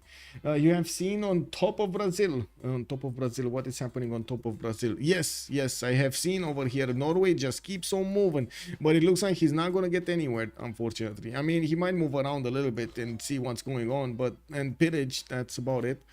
He can't actually get into the city borders and secure his success. I do see Brazilian Minas Gerais starting to come out, and just want to give you a small quick peek over here of the damage from these Minas Gerais against their opponents. Oh, that's actually not bad. 85 against 79. Okay, let's see the frigates. Oh, almost one-shotting the frigates. Okay, let's see. Do these actually have an animal with them? No, so they're missing a +5 and they're not cored up yet. That's the thing. They're not cored up. He has another wave of them getting cored up over here, and we're going to need to see this damage. He's also hard building a few more caravels and getting more Minas Gerais. While on the front line, he only had like 2 caravels here. I'm pretty sure he's going to need to click on as quickly as possible, actually, and get to click on steam power to get those ironclads. Printing is essential, so I can't really fault him for going for printing. Looking at the navies over here of Phoenicia, I do notice he's actually going to keep, of course, having the caravel technology and frigates. And since he is moving away from his territory that he could upgrade into, he's taking a major risk over here, not having those boats at home to get to be upgraded into the next technology. Well, I'm pretty sure he's basing this on having a lot more time needed to actually get to discover steam power, or even refining for that sense, so he can get battleships going. We do still have 7 turns from this era, and I gotta say the Netherlands, the 7 provincials are gonna be quite tough to handle, but you do see they barely scratched the Minas Gerais, and this is where the problem lies. Like, there are significantly stronger shots coming out from the Brazilian boats against they just one-shot them. Look at that. They're not even cored up, and they one-shotted the 7 provincials. That is gonna be quite an issue. Battleships are crazy underpowered. They should have the siege damage type instead of range type that they now have. Okay, let's see. Have carbon. Oh, I see the Terminator has arrived. Oh man.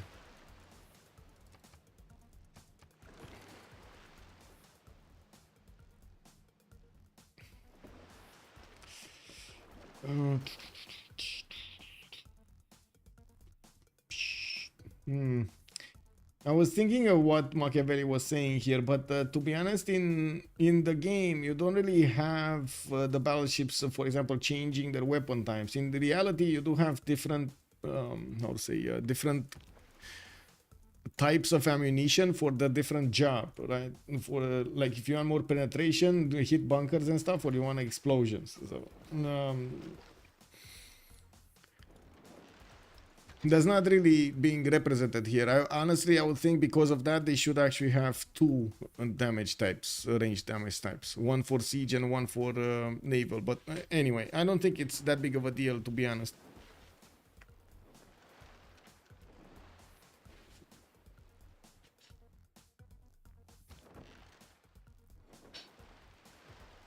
I do also want to point out that we do have them moving slowly ahead, very, very tight over here. Mars is trying to keep as much as possible his frigates from being hit, while we do have the Indonesian Navy also positioning in the north. They did manage to get quite a few promotions on them, and of course they did manage to get their heels up. They will wait for the Brazilian Minas Gerais to start to be in front of them. Of course, they are basically the escorts for this Minas Gerais, and we're gonna need to see how they will actually get to synchronize their movements over here on the seas with so many units between two players. That's not easy. That's not easy. On both sides, we have the same thing happening. It's Chuck with Mars, and it is Tirits with Freritos that will need to coordinate quite a bit in the next part of the game. How is Athena now? She's fine. She has, I mean, she has been whining quite a bit because she's in heat. So like the last few days, weeks, I don't know, too many. My sleep pattern was quite fragmented. Like even last night, I went to sleep at like 3:30, woke up at like, I couldn't actually go to sleep until like 7 because she wouldn't shut up. She just wouldn't. She really wanted the door to be open, and I didn't want to let her out. And yeah, it is what it is. But other than that, she looks fine. Let's see. I'm gonna find out more. I'm gonna go make an X-ray for her feet. Friday, I believe. It's either Friday or Thursday, one of those days. And we're gonna need to see how soon she can actually get those pins out. He's taking battery to take Bologna. I mean, Bologna is a 54 strength city over here. Let's say this battery ram is gonna take a while to get there. I'm actually quite curious if it's gonna stay a 54 strength city or it's gonna go down. That even like that, the berserkers do need to spend a lot of damage and a lot of health to actually deal the damage against Bologna. Now we do need to see how quickly. Okay, there we go. They're coupling up. They're coupling up. The Minas Gerais are coupling up. These Phoenician caravels are actually quite strong to withstand the damage, but there are so many Minas Gerais coming into the fight, and of course the cord up ones are gonna be significantly stronger. Did I see low coal? Oh, this is why they're so, I mean, they're missing 10 points because they don't have coal. That's the problem. I see.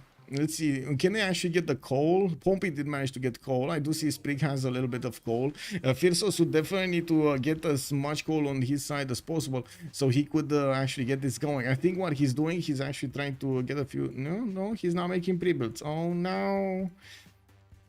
I guess it is what it is. He's going to fight with the Minas with low coal. -10 is big. I mean, very big. Extremely big. This will significantly lower his chances of success over here against Phoenicia. Now, what will happen is they're going to have a triple layered attack. The first ones, the melee, the shield, the meat of the navy that he has right now is going to withstand the attacks of his opponent, while he's going to have in the next layer those junks, which are going to be powerful, especially since they do have an admiral and an escort next to them. While in the third one, we're going to have the Minas Gerais ending up finishing that wall of damage that he's going to have, which is going to be quite amazing because Phoenicia's boats could be hit by quite a few of those of his opponent. And this to actually put into place, you need to get to coordinate very, very well with your allies, because whenever most of the time in the sea warfare, and a lot of the times, but it's much harder to actually see over there. On the seas, you do see it.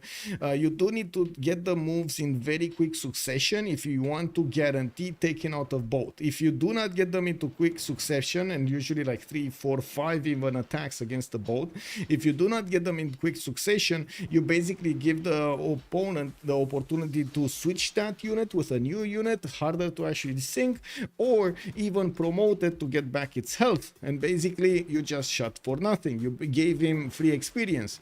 So you wanna somehow coordinate getting those shots through the triple layer effect that he has right now, so he can secure taking out the boat. That is gonna be very hard to achieve. And Cole is karma, yeah. From earlier, okay, yes. Vega Machiavelli already calling out Freritos. Kree will give the call. Let's actually see, is he gonna get that call? I do see his yeah, there we go. There we go. The beautiful 95 damage coming in from the Minas Gerais. We only have like 4 more turns for them to get into the next World Congress, while I do see Firsos is 6 points off from getting a Golden Age. The Sprig is going to need 11. Now we do have Malm going for his Heroic, LDK going for the Dark Age. Mars is also getting his Golden. Yeah, Golden, because he's in a Normal Age, while Chuck is going to need 9 more points to get the next one. Okay, so slowly moving. Look at that. Look at them moving slowly, slowly, slowly. They're getting this going. And Firsos is actually going to try. Okay, this is not, he's not actually going to go for the triple layer, the attack I was imagining. Is they're going to go for a much easier way of coordinating with each other. Brazil is just going to take up a whole part of the flank, the southern flank. Okay, I mean, that works as well. Why not?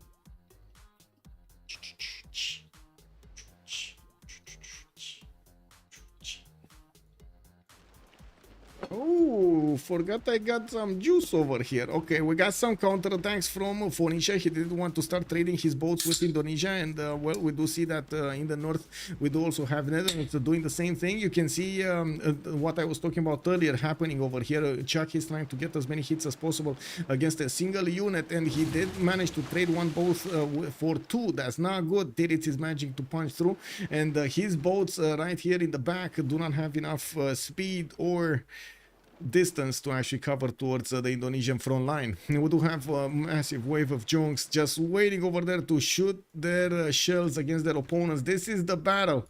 This is the battle for the game right here. It all boils down to all of these units. There are some Minas Gerais also getting prepared in Nidaros. Looks like Firsos is going to need quite a bit more gold and coal to actually upgrade those. I do see he does have 265 right now in the bank, while Sprig did jump up to 250 science. We do have him on 115 culture only. LDK over here with 219, 205. Does seem like he has the better result. We do have the first moves being done in the south, and of course looks like Tirits is going against Shark, while we do have in the south Brazil going against Phoenicia. I do think Brazil lost a boat, but I don't think it was a Minas Gerais. I think it was just a lonely frigate, a lonely caravel, and it does look like the counterattacks are starting to happen. More boats from the Phoenician side getting into the fray over here against Phoenicia. We do have the Phoenician boats getting surrounded slowly but surely. He's getting hit from the north, from the east, from the south, and it does seem like at the moment he's losing a bit too much than he can handle. We do also have here Chuck clumping up, but not actually doing the damage against the Indonesian boats, letting Indonesia moving towards the south to hit Phoenicia in his side of the navy over here. I think we can go. This is the side, right? If this is the front, this is the side. Okay, in the side of the navy. Kick W. Anyway, we do have a shipyard also coming in from Brazil. He definitely wants that coal per turn, and yes, I do see Galileo. Galileo is going to give him a big boost in his science. Now we do have Tirits going for his industrialization, and looking at the army tab here, he did receive a massive influx of coal tiles, coal resources. We do have Mars also well, making a few more of these, training a few more of these bindings caravels and getting them out in the south. I'm pretty sure he's gonna need to click click as fast as possible on that steam power technology so he can actually get those ironclads. If he doesn't do that, I mean, it's like he's gonna give up on the game, man. And we do have still Venetian arsenal getting built, and it looks like it wasn't enough that he used Isodor of Miletus once to help it build much faster. We do have them locking. No, they're not. Well, they did lock these great engineers for some time, but now they're gonna get unlocked by Netherlands. And let's see the fight. Let's see the fight. Okay, there was a little bit of an attack here from Netherlands. He might actually get to take down the cannibal fleet. No, Tirit's moving it out of the way. We do have him also building a defensive line in front of it. While we do have the Phoenician fleet retreating, he doesn't want to lose his whole fleet. While he's gonna make Indonesia follow him. We're gonna need to see how fast these boats can actually get there. Freritos trying to poke a little bit from the north. He does have the Minas Gerais upgraded, and of course he could actually go in there, just swing a few shots, glancing shots against the Netherlands boats, you know. Ah, poof. Oh, there was a caravel there. I'm so sorry. I don't know. I think those holes were actually built there. I mean, it must have, you know. I mean, I think you should take it to a service. But I'm pretty sure those were there before I came around here.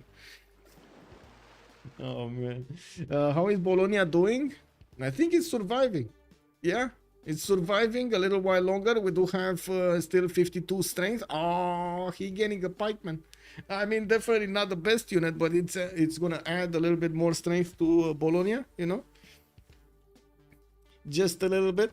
I'm actually quite curious if Freritos is gonna manage to double Amani. Did he double Amani? That's 21 Amboys. It must be double Amani. Like, it really must be double Amani. Is Germany gonna do war or culture victory? Yeah, that's a very good question, sir. We do have him with a lot of science and a lot of culture, but does look like he only has a single city that he can use to pump boats out, and that city is busy building Venetian before he could actually defend himself. I don't know. We'll see. It's a very, very, very, very, very open question here. We don't know. I don't think we can know. Until we see how fast Indonesia and Brazil can actually deal with the fleet of Netherlands and Dido, it's clear that they have the highest firepower right now. The big question is, will this retreat maneuver of Chuck and Dido manage to give them enough time so they can actually get to a technology they could upgrade into and keep up the defense against Indonesia? They need steam power, they need refining. And right now, well, they're both on scientific theory.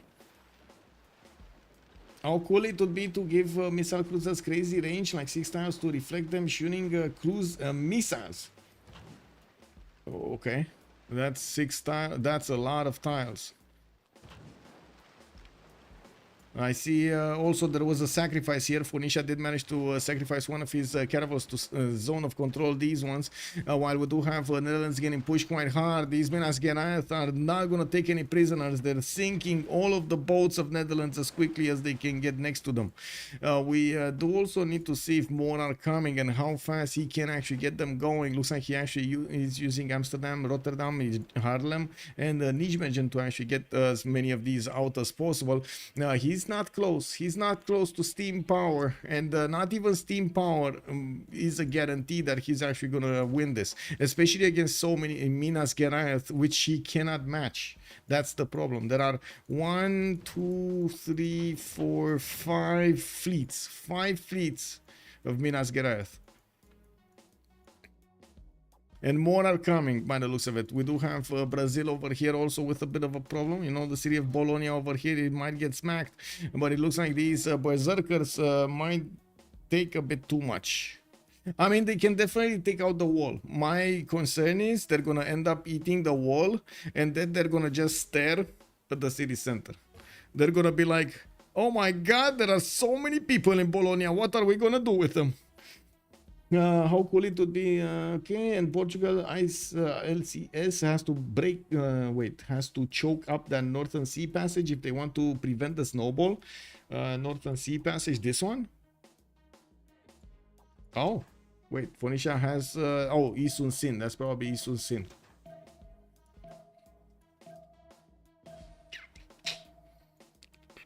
I don't think he has ironclads. Does he have ironclads? I mean, I can check, but I don't think he has them.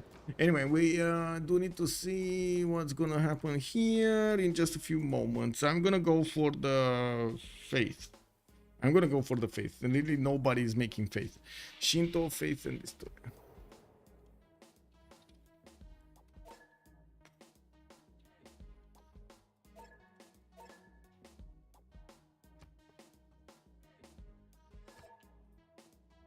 Okay, let's go.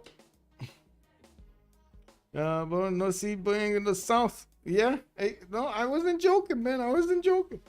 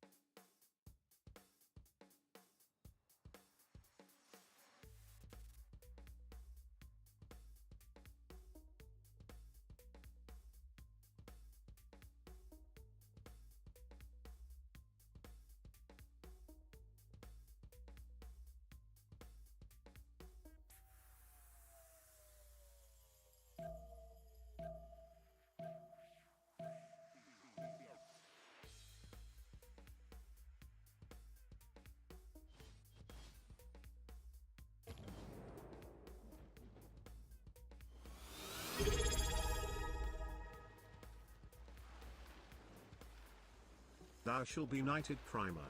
_renegade. Okay, I see the Terminator is chilling. Hey, thank you so much for the Prime Renegade. Much appreciated, sir. She has a promotion that disables it. Have you ever messed up the voting with your picks? Yes. How many helps again? Oh, yeah, with the double. Yes, exactly. Well, wait, what does it disable? What are you talking about? Oh, you mean the disabling of... Oh, well. Yeah, that seems like it's gone. It seems that that city is going to be gone. 4 berserkers sacrificed their lives. But Bologna is going to be taken down. We do need to see what happened in the Congress. We got Shinto getting there. Gold is minus 50%. And Poundmaker is going to gain 2 Diplo points. I don't think Poundmaker actually got a religion, nor Mahaburi Temple, nor did he actually get to something like Statue of Liberty. Well, we do need to see if the war is ongoing here. It looks like the Minas Gerais are getting in front, and very few ships from Netherlands did manage to get out. We do have Phoenicia starting to core up, but he doesn't have a lot of units. Same thing happening for Netherlands, trying to get as strong as possible. These Minas Gerais can two-shot the Netherlands caravel fleets. And the Phoenician boats. Wait. You're talking about Amani, right? Woo. Oh, man. Let's see. What promotion are you talking about? Which one? Negotiator, but that's not really disabled. Well, I guess it disables the under siege ability. Yeah. I don't think he had on one. But anyway, did he? Oh, well. Yeah, no, wait, he does have that. He does have that one. It's not under siege. Wait a second. You actually need it for the left, for this one, for the puppeteer, right? It's either left or right.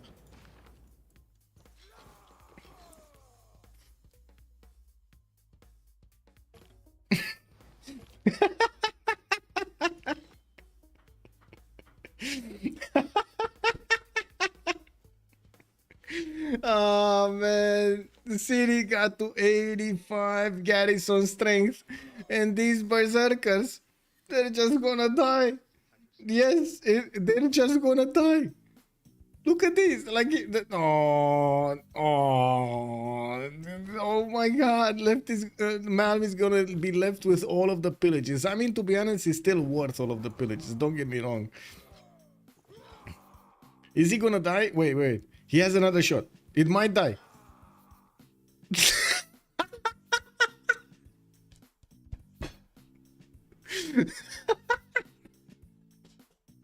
Let me clip that because this is too funny.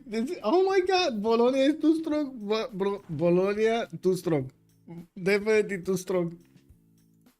Die. Yes, they're just gonna die. Look at this. Like, oh my God, Mal is gonna die. Wait. He has another shot. It might die. Die. Yes, they're just gonna die. Yes. There we go. One health left. Yes, one health left. Bologna definitely said no. Wait, I think I know what happened. Freritos just dumped a lot of envoys in that city center and saved it. Let's see what's going on in the choke point. We still have the Indonesian boats fighting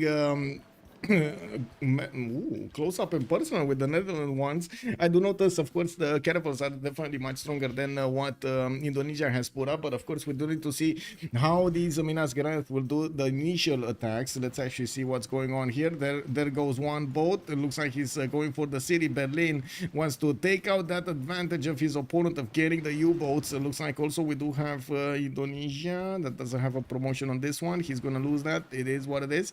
He's putting down new junks to attack his opponents with, and we do need to see how the Brazilian Minas Gerais, the next ones, are actually going to get in, and who are they going to prioritize. They definitely need to take this one out. This needs to take this one out. That's a boat that's just sitting over there, a free kill. He should hit with a full life berserker at the end. Well, I think that berserker said he had enough. And even the battering ram is trying to run away. Can you imagine what's in the mind of these people after an attack that failed? Can you imagine being forced to actually drag one of those like big carts over there? Because I can't call it otherwise than a cart. It was basically a stomp of, not even a stomp. It was a big stick with a big ram in the front of it, and basically put on a cart and covered. That's it. That basically is the battery ram, right? And you had people just pushing it into doors. Can you imagine bringing one of these back home with you? Like being forced to actually drag it from on. It was bad enough that you couldn't actually get the victory against your opponent, but actually bringing that the whole way back. Oh my God! Just let it be somewhere. Build another one. You know, it's just whatever. He should. I guess they didn't have consumerism back then, you know. In our, like, it's fine. What? Mouse broke, keyboard broke. It's fine. Get another one.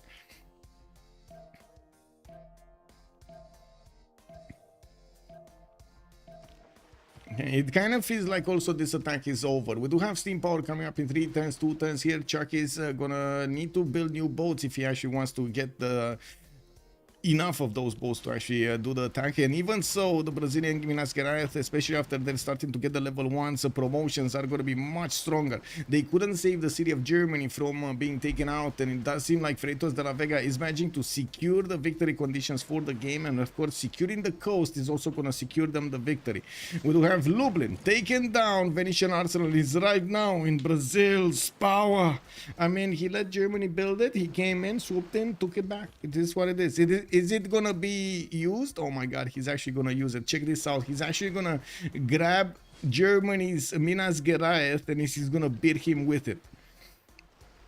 This sounds like one of those memes, like, why are you hitting yourself? Why are you hitting yourself? You know?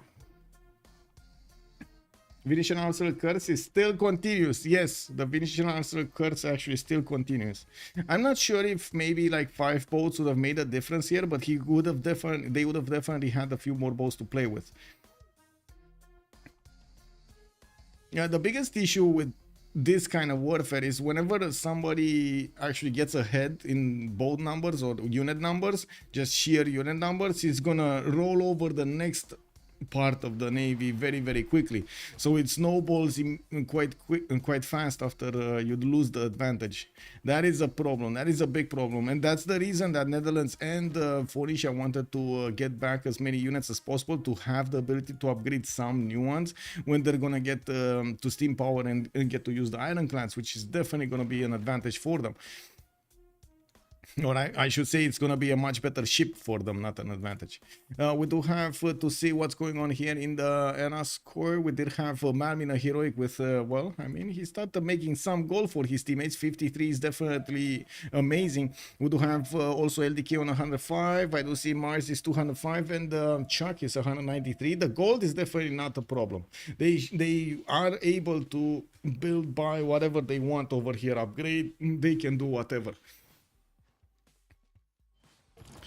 We also have Sprig managing to keep up quite a bit with LDK, 486 production points versus LDK's 563. Not that amazing difference between them. Basically mirroring LDK when it comes to the science. And I gotta say, he actually managed to make more culture than his opponent. Did he get Colosseum anywhere here? Oh no, Colosseum was actually built here, right? Colosseum was built here. Forbidden City also got built here in Germany's territory, and I do notice he's getting another wave of builders, finishing up Ruhr Valley next turn, and of course, well, Berlin over here is just a city. Wait, Nijmegen is gonna die from this side. Firsos is actually gonna pummel it down with his Minas Geraeth. Even if we do have Netherlands ironclads in that city center, it looks like there are more than enough of these Minas Geraeth to take down that city altogether. I do want to point out the damage to one ironclad is gonna be catastrophic. These Minas Geraeth can actually two-shot quite easily the ironclads. They're just gonna have, like the ironclads, they're gonna have a bit more strength when they attack into the Minas Geraeth. It doesn't look like the well, actually, let's see the cord up ones. Let's see the fleet ones. I wanna see the fleet ones, especially like the level 1s, level 2s. They might have enough punch to deal with this. And I gotta say, Venetian Arsenal bonus on an already crazy Brazil here, it's, yeah, it's pretty pog. We do have for him getting another wave of Minas Geraeth from his cities, and he's just gonna pad those numbers, so keep on going. I'm actually quite curious if Indonesia is gonna get his, yeah, there we go. He's gonna get another wave of caravels going. He actually kept on reinforcing the front line. The big advantage of having the city of Berlin is he could just get back a little bit and then upgrade into steam power. We do have Sprig getting his steam power next turn. When I gotta say, Tiritz is not that close to it. Scientific theory coming up in 5 turns. That also means he's gonna need his steam power afterwards. Krieg caught up with yeah, with Germany. Yes, indeed. Leo Coulthard, what happened to Portugal? Basically, Phoenicia happened to Portugal. Phoenicia just came in and took everything away from Portugal. He didn't have a chance. He tried to build, but no. Oh, Orsi. Hello. Looks like Firsos just bought a horse in the city of Berlin and started pillaging the German tiles. Looks like we do have quite a few exposed mines. We got a rice tile there. And I'm pretty sure we will see also the Minas Geraeth starting to take down these units. And look how fast these ironclads are going. They're just like dying left, right, and center, pillaging everywhere. Oh my god, getting the caravel in next to the city of Haarlem, which also lost its wall defense. The Minas Geraeth did do 2 shots and poof, there goes the defense. And we got quite a few jokes also deployed in the south, keeping their shots. They do not want to spend them if they're going to get attacked by Phoenicia. They need to be ready. The problem right now is Phoenicia will have enough strength to actually one-shot the Jongs. They need to be careful to put these caravels in front of the Jongs so they don't just get wiped off, clean the map off the map. Wait, Brazil got an ironclad? Did he actually manage to get it? And he only had 1? Oh, that's a bit of an issue. If he needs to hard build a lot of ironclads, that's going to be a bit of an issue. But I think he's doing well, prioritizing getting more Minas Geraeth than anything else. This is probably the best thing that he could do. I'd also notice he has a bit of a problem with a rebellion in Berlin, which is trying to put Victor in there and getting a monument. City just gets so much pressure from the all around other cities. Well, the loyalty should stabilize. He only has like minus 1.8. It should be fine. Did he buy another? Oh, wait. Was that a Minas Gerais upgraded or bought? I'm pretty sure he bought the Corsair, but I'm not sure if he actually bought the Minas Gerais as well. Do they have so much gold that he can afford to just sink the gold into these units? That's a lot of gold, man.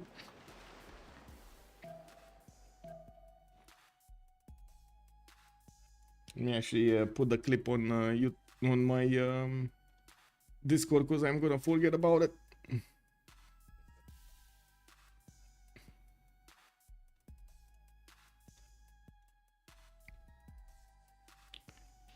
Where's the channel? Oh, wait, we got some moves over here, and the Minas Gerais still didn't get to start shooting, but it looks like the Indonesian boats are taking a pounding from the Phoenician ironclad fleets. Oh, wait, that junk actually remained alive. I don't know how, but it looks like it did, and we're gonna need to see if the Minas Gerais are gonna come closer, so they could actually take out these ironclads. Otherwise, it looks like Indonesia is gonna lose his fleet over here, being surprised by Phoenicia's ironclads.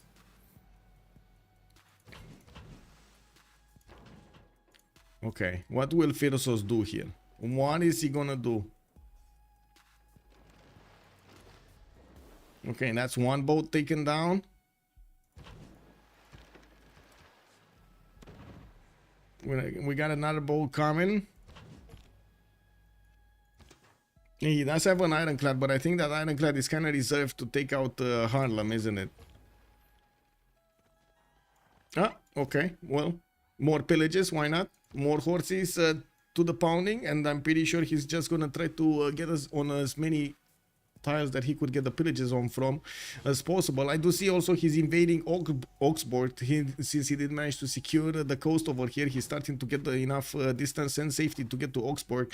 The Horse of Brazil is gonna get in there, and by the looks of it, he's gonna want to stay away from the shots of a Percival German crossbow, while we might see this city being taken over next, and it all depends on this man at arms.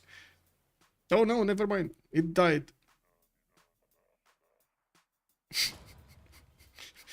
He got a taste of his own medicine, man.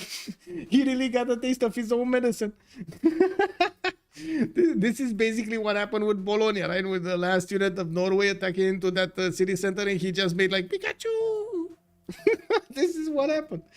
Do you have any way to see Cree versus German population and amenities if possible? Yes, I can see his population right here. In the era score screen, we do have Cree on 102 population, while LDK is on 80. And to be honest, LDK might be losing cities over here quite quickly. It looks like Oxford is not going to survive for a while longer. While we do need to see, oh, Netherlands pushing back Brazil here from his choke point. It looks like he sacrificed 2 ironclads for that, while we do have the Minas Gerais with enough distance to attack. Looks like the moment the Freritos is choosing not to. Okay. I'm actually quite curious how he did not choose to attack into those ironclads, but sure. Now, we do have also the Phoenician ironclads, these fleets that do need to be taken care of, while it looks like the computer is telling us that, hey, somebody is ringing the bell on the tourism victory. Well, we do have Sprig with 7 out of 82, and I do have to say Sprig is on 127 tourism a turn with more culture than his opponent, but not, I would say, not enough more. He's still managing to be competitive when it comes to the production. Much better sign, well, better signs, not much better. And the goal per turn doesn't look like great on Freritos de la Vega, but I gotta say they kept their economy right in check and did manage to get what they needed when they needed against their opponents. I'm actually very curious if Indonesia is gonna get 2 ironclads anytime soon. Is he? Come on, Indo. Scientific theory is still coming up in 2 turns for you? I mean, that's a long way. We do have another Corsair that will try to snatch Augsburg, and I'm pretty sure he's going to still need to attack it with a Minas Gerais if he actually wants to secure that kill.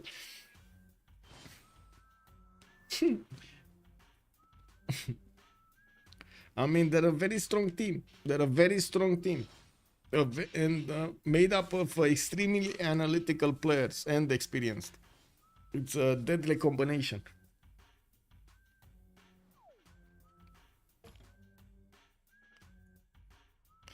Okay, industrial zones, more of coming up from Kree. He's getting his swords, and I do notice he's building up his amphitheaters and finishing up his whole power plants in his cities. We do not see him actually at all putting cities on the coast. He doesn't want to take the risk of them being taken out by an opponent. While I do notice that Portugal did manage to get a few cities over here. He did put Braga, which is amazing. This actually allows him to get some coastal trade routes against, well, with his allies, and that actually allows him to be generous here with his gold. I say that, and I see he's on 71, actually, the second goal maker here. That's pretty poke. With a single city, that's pretty poke. We do need to see also how Brazil is going to do this. Looks like Freritos does load into the turn a little bit later, and unfortunately that actually creates a bit of a gap for Fonisha to do the damage unimpeded against Indonesia. Now, while the majority of the boats of Indonesia have been taken down, he's coming up with newly built caravels, which will turn into ironclads. I keep saying soon, but I don't know when. Now, we do have the city of Augsburg being taken down and razed to the ground. Germany loses another city, and it looks like right now his production in number is starting to look much closer to Poundmaker's production number. Do they have Diplo or something? Let me actually take a look. What are their development points here? We got Sprig 8 out of 20. And then we do have, that's it, 2 out of 20 on everybody else. So it looks like the State Company was kind of going for that culture victory or domination, while the Freritos de la Vega was eyeballing both also. But it seems like it's not happening. They are also keeping tabs on Diplo, right? They have 3. Diplo over here is on Sprig, 8 out of 20. A Statue of Liberty still is available to be built. He could easily go to space over here, no problem for him. It doesn't look like his opponents are going to manage to get to nukes to try to stop space.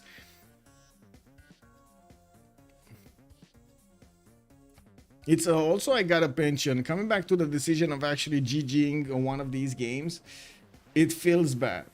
I gotta say it feels bad. Like looking at Freritos de la Vega, I'm pretty sure they are quite happy with the result they have right now, and they could actually, it does seem like they're slowly eating at all of the Freritos de la Vega series without being countered properly, and that just gives a massive advantage to Freritos de la Vega. And of course Kree is being left alone, while we do have LDK being prodded and poked over here and tickled until he's not actually going to perform at the same rate as Poundmaker. You already start to see the difference, right? LDK is starting to slow down significantly, while Sprig is keeping up his tempo. So the decision on Last State Company to actually concede a game like this, so before they actually exhausted all units and everything, is kind of hard for them. This is the second game of the series, and it does mean quite a bit. If they CC this, they give up the series. Can statue be built in a lake? No, it needs a water and it needs a harbor. Yeah.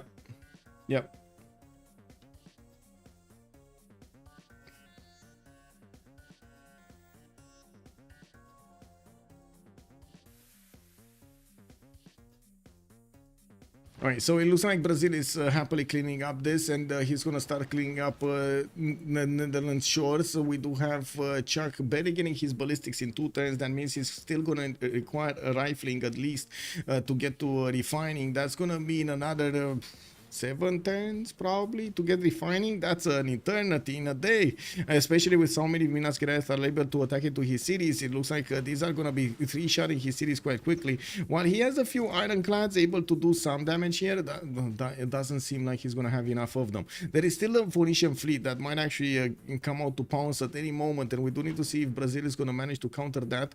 Not to mention Indonesia managed to get to his steam power. He's still 6 turns out while he's bringing a newly built caravel fleet here. So many boats. All of these are going to turn into ironclads. They're going to stop here. I'm pretty sure they're going to just stop here in the city of Berlin's borders and going to upgrade into ironclads. And I think, yeah, we do have Brazil just buying out every other turn ironclads. Oh, sorry. Well, this time around it was an ironclad, but buying boats in Berlin. Kick W, man. It's actually buying boats in Berlin. Well, let's see. Yeah, looks like we do have the ironclads of Netherlands getting taken out. Whatever he built, he actually lost. Good thing is he's building them quite quickly, right? He's getting these ironclads very, very quickly there, and he's trying to delay this takeover. And it doesn't seem like Phoenicia right now is actually comfortable with a counterattack against Brazil, which I gotta say he kind of needs to do it. He really needs to do it. He needs to come out swinging here, especially after all of these Brazilian Minas Gerais did finish their shots. One of the things that he doesn't know, and we know, is how many boats are behind these. If there are more boats here in the Indian Ocean, he's probably going to lose his fleet. So he doesn't want to take the risk. And this is the problem. He doesn't want to take the risk. But I don't think he has a choice. He kind of needs to take the risk. I guess we'll see. I guess we'll see next time. We still have quite a few ironclads coming out from Netherlands, right? Another 2 from Amsterdam and Rotterdam. And, well, Brazil is going to get his ironclads here soon. And I'm pretty sure Indonesia is not going to be far off from upgrading his. Well, let's actually take a look at Greece development. Research labs already coming out. 345 science, 208 culture, 140 gold only. But, you know, it is what it is. He doesn't have coastal trade routes anywhere. We do have him also getting me Marcinan. Okay. So much science, so he's probably going to be over 450 science, 500 science in the next few turns, especially with how many research labs are coming around and new campuses for those. Phoenicia, is he having enough production? 2 turning ironclads, getting some quadrims. Is not enough production on these ironclads. Definitely the fact that Indonesia kept on building his boats and kept on sending them over here does help him. This is, you know how many times I talked about the supply line, or I should say the resupply line, to actually guarantee the offense against somebody? This is basically that resupply line that I was mentioning. You need to have a trickle of boats every time in this ocean between your front line and your cities, so you can actually keep on replacing the boats that you lose. If he wouldn't have done that, he would have lost this footing a long time ago. Yes, you might say that it's fine, Brazil could have kept up with this. I don't think so. I don't think so. Brazil is still struggling right now to keep up with this, and especially with the new ironclad fleets coming up from Phoenicia, and you do see what's happening here. It still has quite a few problems getting there. Let's see. Are we gonna see the ironclads of Phoenicia being prioritized here? He needs 3 hits from Minas Gerais into one of those, and he only has. Oh wait, he does have 3. He does have 3. And look at him. Look at him go. Prioritizing to take it down. The level 2 is down. Well. well. Walls in Berlin. Okay. He actually stabilized the rebellion. That's perfect. We do have new Brazilian Minas Gerais coming in also. He's getting a fleet out every turn. Every other turn. Okay, so what's the position over here? What's going to be the transition of Phoenicia, of Germany after they kind of lost the coast? I would imagine culture victory is not really a possibility anymore. 105 tourism, we do have Sprig on 141, so it kind of seems like Sprig is going to be the one that's going to get the majority of the tourists over here, and not LDK, or at least not for the moment. We do have also Big Benus getting built over here in the city of Munich. Well, they will manage to acquire a bit more gold. Not a lot, because they are not making, they don't have that much in their coffers right now. That also might allow them to buy quite a few boats. Hard buy, just quite a few boats here. Not sure if I don't think it's the best idea, but I guess you know, you might as well do it. And looks like there was a counter here, counterattack from Phoenicia. He's gonna start eating at the last remaining boats of Indonesia, and we do need to see how Freritos is gonna dabble with this. He has strong boats to fight with in the front line, and it looks like, oh, he caught Phoenicia with his pants down. Hey, Freritos, look at the damage points. He's low on coal. You can 2-shot his ironclads. No. Freritos going back, thinking his opponent is full strength. Oh no. Anyway, I'm pretty sure he's gonna start shooting down these Netherlands boats. All of the ironclads will probably die. He's also seeing how fast Netherlands can actually get these ironclads, and he's definitely worried about it. We just saw another ironclad, 2 ironclads being bought over here by Netherlands, and Brazil is managing to get to 1, 2, 3, 4, 5, 6, 7, 8, 8 Minas Gerais fleets, 9, 10, 11, 12, 13 Minas Gerais fleets. That's a lot of fleets. Now, Indonesia is going to need to wait over here another 3 turns, and it should be fine actually to get over there. And I'm pretty sure with Minas Gerais able to do so much damage against the Netherlands ironclads, he's just going to need to thin the herd until those ironclads of Indonesia come into play. And then we're gonna need to see what's gonna happen. Are they gonna have the party of their lives or not? Hello there, Nemesis. Hello there, Selen. Welcome. Does the scout block the ship from taking a hit? No. Well, it kind of depends which one is prioritized, but anyway. CMB, hello there, star. I take a small break from watching and 2 civs already rolled. Yes, sir. Indeed, things happen fast. Muthu, also, good evening, sir. Portugal produces gold, good gold with 1 city. Yes, amazing gold actually on Portugal. He's the highest gold maker on Freritos de la Vega, 132 gold a turn. This 1 city is giving them so much. 2, 4, 6 trade routes coming out from that city, and of course Brazil is also sending quite a few trade routes to Braga.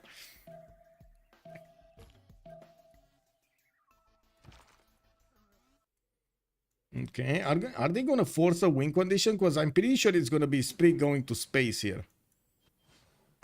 If they're going to force a win condition. Oh, the tables have turned. Now the Brazilian fleets do not have enough coal. And we're going to need to see, do they have... Oh, it's only -3. It's fine. It's fine. It's basically losing like a Diplo visibility or something. It's fine. Why does he keep moving back? Oh my God. Anyway, he keeps moving back and not shooting. I guess that's my frustration. Not that he's moving back, but he's not shooting. But anyway, I guess he keeps on shooting Harlem, and that definitely makes sense. Wow, that Corsair has a death wish. And the Cuirassier. Oh, I see. Well, Germany did manage to make a few units to defend himself there, and I do see more Minas Gerais are getting next to the borders of Berlin, while the Indonesian boats are starting to gather so they can get their upgrades. They did move a little bit to the southwest. Now we still have these 6-7 turns until the next World Congress. I do notice that Phoenicia is gonna try to get as many of these pre-builds for the battleships as possible. He does have right now 3 of these battleship fleets possible, while he's gonna get the more ironclad fleets to the south. To see what's going on. He did keep alive 4 other frigates here, so he might actually have enough battleships as Brazil has Minas Gerais at the end of the day.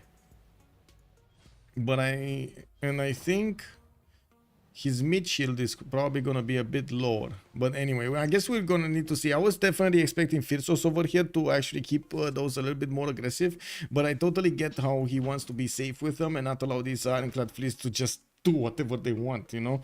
You gotta have some law and order over here in the oceans, you know. It is what it is. Sometimes bad things can happen quickly.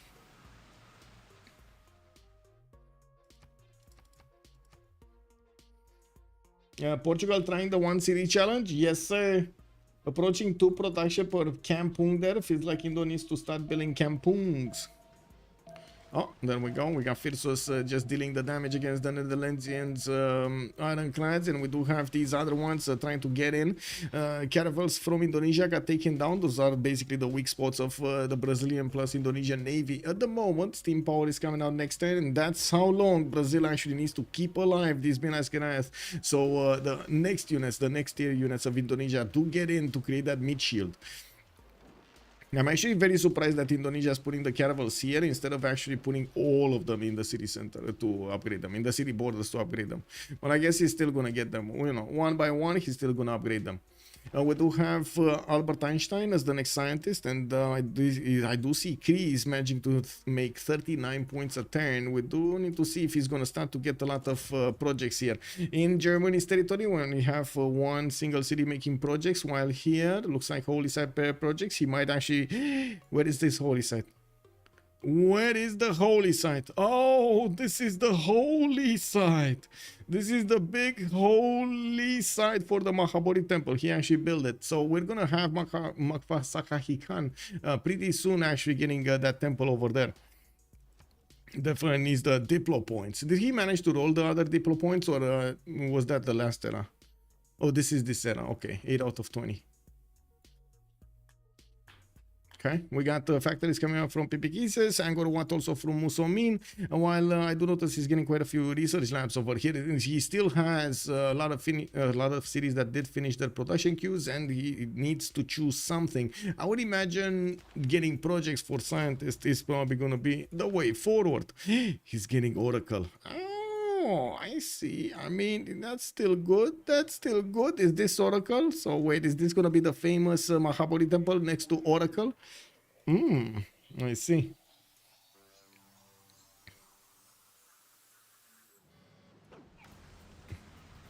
Okay. So, yeah, there we go. Brazil shooting back, getting those Minas Gerais to start taking down their opponents. And wait, this is line of battle over here for them, right? Okay, okay. And this doesn't have. Okay, this is emblem. On the attack, he's gonna get more damage. That's about it. You know, it is what it is. This worked on the defense as well. Let me actually double check this. Yes, yes. Okay, on the attack and defense. Boom, boom, boom. 3 boats just died from both Netherlands and Phoenicia. We do have Indonesia with the ability to actually get his... No, wait, what? Hello? Where's Steam Power, bro? Well, that city went poof, and it looks like Netherlands is going to get back into his borders of Amsterdam. We're going to need to see him try to clump up his units, while Phoenicia is trying to defend the city of Nijmegen. We do have the Brazilian fleets coupling up over here. Wait a second, did not finish steam power? Oh, whoa. I guess he just wants to get a lot more caravels. And wait, did he get, he did get Victor. He did get Victor in the capital city, in the second city, Palembang. He's getting all of these with the +1 promotion, right? All of those that came out of that city center. This one has it, this one has it, this one doesn't. Okay, so 3 of them coming up with promotions. Shazak, hello there, sir. Does Brazil know that he has Venetian? Yes, yes. 100% he knows. No coal, they keep the coal for the minas. I see. That is quite a problem with the coal tiles. Yes, I do agree. The minas are the important part there. I was trying to see if they do have more coal tiles somewhere, but it doesn't look like coal is allowing them to do that much. 1, 2, oh. Kree actually has, look at that, 2 coal tiles right next to each other. And he did manage to get also Chicken Itza. I do see the extra production on his rainforest and extra culture everywhere, which is amazing. 436 science for 244 culture, while LDK is 471 and 193. I do have to say that LDK did not actually lose that much steam, but you can imagine how much steam he would have actually lost, or I should say did lose, because he lost 2 cities. He lost Berlin and I don't know, Augsburg? Augsburg was this? I see a lot of campus research projects coming in. Still, Kree has the lead in this, and he was making projects of his own, but not enough. It looks like Germany is managing to get very close to Einstein, while we do have Kree rolling a few artists. He's also still going for his Holy Side projects. Looks like he will need a few of them to get to 120 points to actually get one of those great prophets. I do see Angkor Wat is also getting built in Musomin for that extra population in each of his cities, while he's switching towards oil power, so he can give as much coal as possible to his allies over here. Definitely the fleets do need to get powered, and that's a problem that also Phoenicia and the Netherlands will have. They will need to power with coal all of these battleships that are going to get upgraded. How quickly can he get to battleships? 2 turns for Chuck and 3 turns for Mars. I gotta say, it is a question of how quickly these Brazilian boats can actually take down the Netherlands ones. And if they start trading like this, uh-oh. I mean, those are two dead ironclads. Okay, so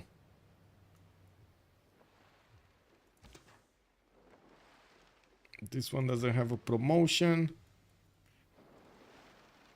Okay, this he got out of there. He GTFO'd out of there. He said, "You know what, Chuck? I think you can defend your own cities. I heard my food is ready back home, and you know I want to get some sleep tonight. I think you can handle this, bro." Yeah. I mean, yeah. Don't bother. It is what it is. We know how is it going. We will send you help. We will send you gold. Yes. I'm now a big fan of West versus East maps. No code. Yes, Morier. Why doesn't Brazil have an admiral? I don't think he. Oh, he does. Las Carina Bubulina. No, not gonna lie. This actually sounds like a name caught up from cartoons. I don't want to make fun of the how to say the person here, but oh my god, it actually sounds like a cartoon name. Las Carina Bubulina. Today's story. We do. You know what I mean. Yeah, they're gonna have their own battleships in 2. Yes, and we do need to see if Tirit's now getting his steam power. He's gonna start upgrading his boats in Berlin. They are slowly taking out all of the boats of Netherlands here. He just remains with a few D7 provincians, and I do see he's getting to hard build as many ironclads as possible. Might actually lose the city of Nijmegen, but I do see that Phoenicia is trying to get back to his choke point as north as possible. While the city of Amsterdam is getting hit, that is where the Indonesian spy started to make his listening post mission a few turns ago. And yes, we do have Brazil with the majority, if not all, of his Minas Gerais still alive. He does have more on the way, a lot more. Man, this guy hasn't stopped building for like the last 30 turns. So many boats just came out of like 3 cities. On the other side, let's actually take a look here on Cree. We do have him getting his, Holy Cyper projects. So would have thought. Looks like he lost Einstein. Ludwig did manage to snatch that away from him, while Cree did also get the merchant for the toys. We do need to see if LDK extra science boost from Einstein is actually going to give him an edge over here. It looks like the production capabilities between his empire and Sprig are not that different. And well, we do have a lot more. Oh, there were a lot more campus research projects coming out. 3 more coming out, but then Ludwig said, no, stop right there. Einstein, it's mine. Well, let's see, more coal power plants getting built over here. Bologna, 89 defense strength, just casually getting 89 defense strength.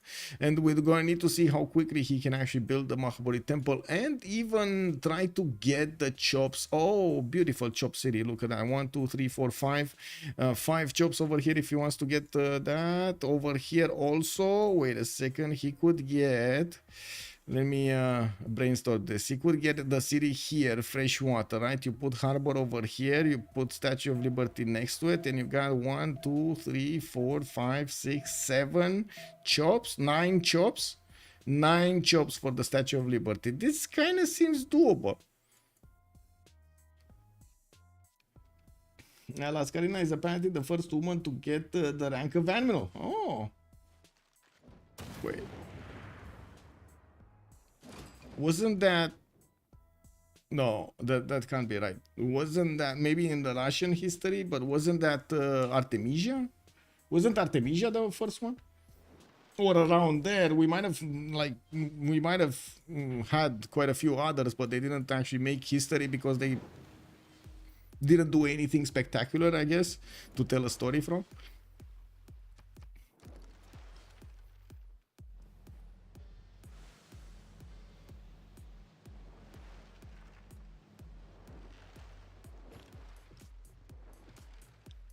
Artemisia was Greek. Yes, that is true. How did Germany upgrade its science so fast? Cards?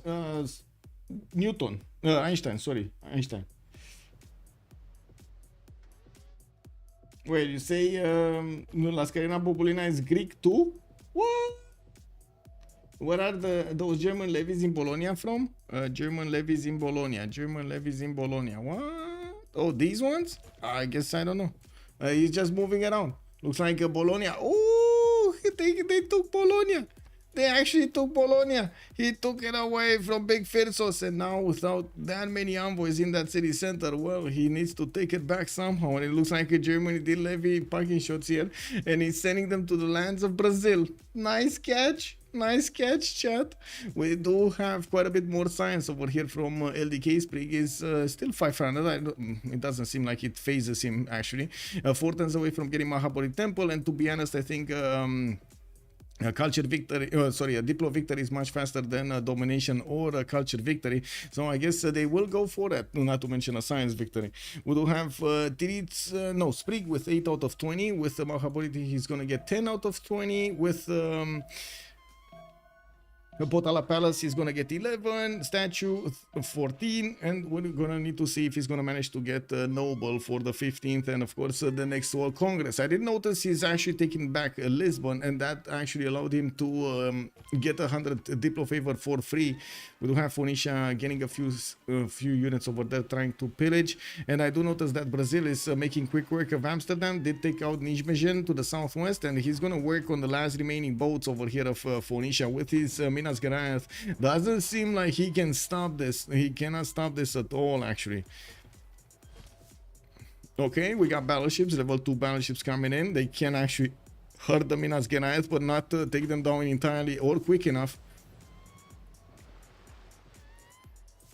Okay, well, that's a boat down. That's a boat being attacked over here. Oh, he can't get it. He can't get it. He can't attack. Oh my god, he can't get that ironclad. Unbelievable. And well, I guess that ironclad doesn't have a promotion either, so you know it's kind of dead in the water.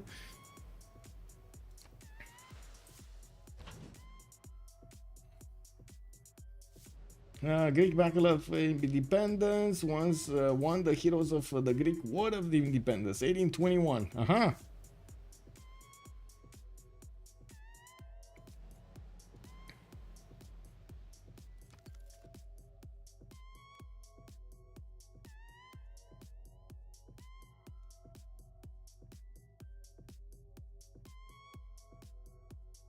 Okay, well, still 2 10s for the Mahabodhi Temple. I did notice Chuck did manage to get steel walls, which is going to slow down even these Minas Geraeth from chipping away the defenses there and taking away more cities. He's down to 2 cities that could actually build boats and get them out of there. We do need to see if Brazil is going to manage to deny Amsterdam. I'm pretty sure he's aware that he could actually attack that city centers just directly. And I'm pretty sure he's going to do the damage with the next 4 shots from the Minas Geraeth, and he should have enough to punch through. Now, in return, Phoenicia will actually need to do 3 shots against the Minas Geraeth of Brazil, while his battleships are kind of getting 1 shot, and that is Chuck calling out the GG in the choke point in front of the city of Amsterdam. The whole action happened for the last 10-15 turns. They tried to milk this as much as possible, slow down their opponent, and try to give as much time to LDK as he possibly needed to try to get a victory condition. On the other side, we had Sprig not losing focus. He saw Diplo victory, he smelled Diplo victory, he was going for Diplo victory, didn't deviate. And of course, we have seen him getting those points, getting those wonders, and it looks like Freritos de la Vega nails it down 2-0 against a La Steak company. We're going to need to get to hear them a little bit. Let me actually take a look at the channel, switch my Discord so we can join the correct one. Not sure in which correct one. I do want to make a quick disclaimer here. We are watching a game from the Francophone community. We do have also a French caster for the game, so I'm pretty sure they're actually going to be talking quite a bit in French. And of course, if we do have some answers in English, I can only say I'm quite thankful for those answers, and we're gonna need to see if anybody here maybe actually, you know, translates a little bit for us. Kick W. Thank you so much, by the way, Witchfinder Art, for the follow. Much appreciated, sir. I'm still waiting for them to get into a correct channel, because I don't think they can actually join, or I don't know. Oh, not everybody can join the casters, but everybody can join the 4v4, so they're waiting for...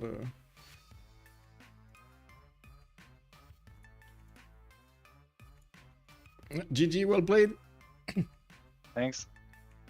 I gotta say, I wasn't that sure you're gonna manage to get the victory there. Go through the choke point. That's quite good.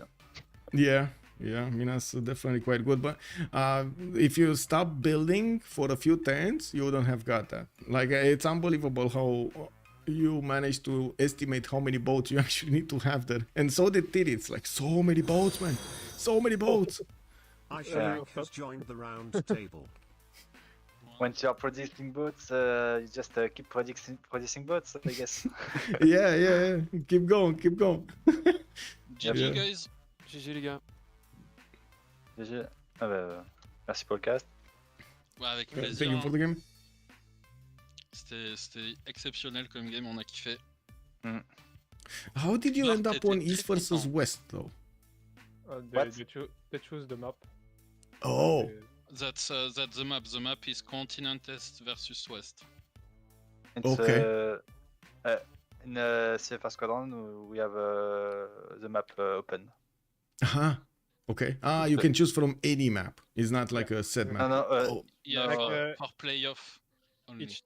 Each team had 2 bans at the beginning of the season. We banned Mhm. the lake, they banned I don't know, The- primordial, and Mhm. then Yes. after you can choose which map you want to pick. Cool. And we picked Island Reach, they picked Continent. D'ailleurs, Bart qui vous dit tous GG sauf Pompey dans le Ah. chat. I guess some spawn. Hein. Ah, en vrai, je te jure que les spawns ils étaient à votre avantage. Hein. Bah, je dis pas, mais genre, moi, quand on est arrivé dans l'air, elle avait genre 10 de sens de plus que moi, alors que j'ai des portes Elle a 4, quoi. Elle a fait libre pensée. Bah, moi aussi. T'as fait libre pensée toi? Ah oui, j'étais en full libre pensée, mon pote. Ok, t'étais le seul chez vous alors. Bah, oui. Par contre, merci l'Arsenal. Hein. C'est trop visuel. Et Pompey voulait que je rase la ville. Hein. Mais non. Non, mais sur le coup, j'ai. Ah, il pense pas. Oh là là, le J'ai moment pas où j'ai gueulé. Mais non. Non, tu rases pas, non. Et Bologne, un HP. Mec, j'ai rajouté. Oh, man. That was so I- funny. I put 6 envoys with double Amani, so 12, and also the +5 promotion the turn before Islams. Par Mais- contre, les gars. GG. tu GG. t'y attendais aux galères level 1 qui crossent l'océan? Oui, on voulait. On en avait parlé. Je vous avoue, quand j'ai vu les galères dans l'océan, j'étais là, mais c'est pas un bonus de Harald ça normalement? Non, on En voulait fait, faire non, la c'est même. la Norvège. On voulait faire la même chose. Ok. Sans le Magnus, sans le Victor. Victor. Je pense que tu peux avoir quasi le même impact tout en restant relevant. Bah après, Unlucky, c'était l'endroit de l'océan où ça faisait 40 cases quoi. Ouais. Tant mieux.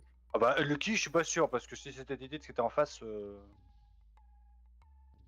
aurait été chiant. Ah je non, pense. mais c'est pareil pour Titis, tu vois, quand il met 40 cases à cross Ah ouais. avec ses caravelles. Ouais. Et le petit campus là. Ah bah, il était. On le voit plus 6 de base. Quand Ouais. j'achète les 15, il y a marqué plus 9. Je fais ah. Ah bon? On sait pas compter ou c'est quoi l'histoire? C'est ce que j'ai dit. C'est ce que j'ai dit. Titit, il va voir les deux récifs, il va faire waouh, trop bien, campus plus 7 et tout, c'est fou. Et il va acheter la case, il va voir plus 9, il va faire mais non! Imagine, il y aurait eu le Pingala pour tripler les campus. Bah, je l'aurais probablement fait en vrai. Ah bah là, avec un campus plus 9, tu m'étonnes. Alors, à savoir que sur leur continent, de base, ils n'avaient qu'une seule CS. C'est ce que j'ai dit. J'ai dit, putain les gars, on a qu'une CS, ça se trouve ils en ont 11. J'ai appris un truc. Et on avait qu'un seul continent. On a mis 3 CS, on en a tué 2, mais vu que j'ai mis en ayant découvert 3, en ayant tué d'abord les 2 avant, c'était quand même l'opti de philosophie Ouais. politique. C'était marrant. Avant, je ça le savais pas. faisait pas, mais ça a été changé, ouais. Ah, c'était changé parce que du coup, tu les tues 2, mais si tu mets ta troisième, t'as quand même l'opti. C'était sympa. On a eu un débat sur ça dans le chat. Ouais. Parce qu'on a regardé le réca, c'était rencontrer 3 CS. Si c'est du français, ça Ouais, passe. moi, je vais vous laisser, bien joué à tous, j'ai pas beaucoup dormi. Bisous, Chuck. Bisous. Chuck. Bonsoir. Après, le moment de la game, c'était quand même Mars qui arrive sur les frontières de toi, Pompey. Tu pouvais pas up plus de now? Enfin, vous avez décidé d'investir. J'ai dit que j'ai décidé que j'étais mort et qu'on est prêt de D'accord. l'autre côté.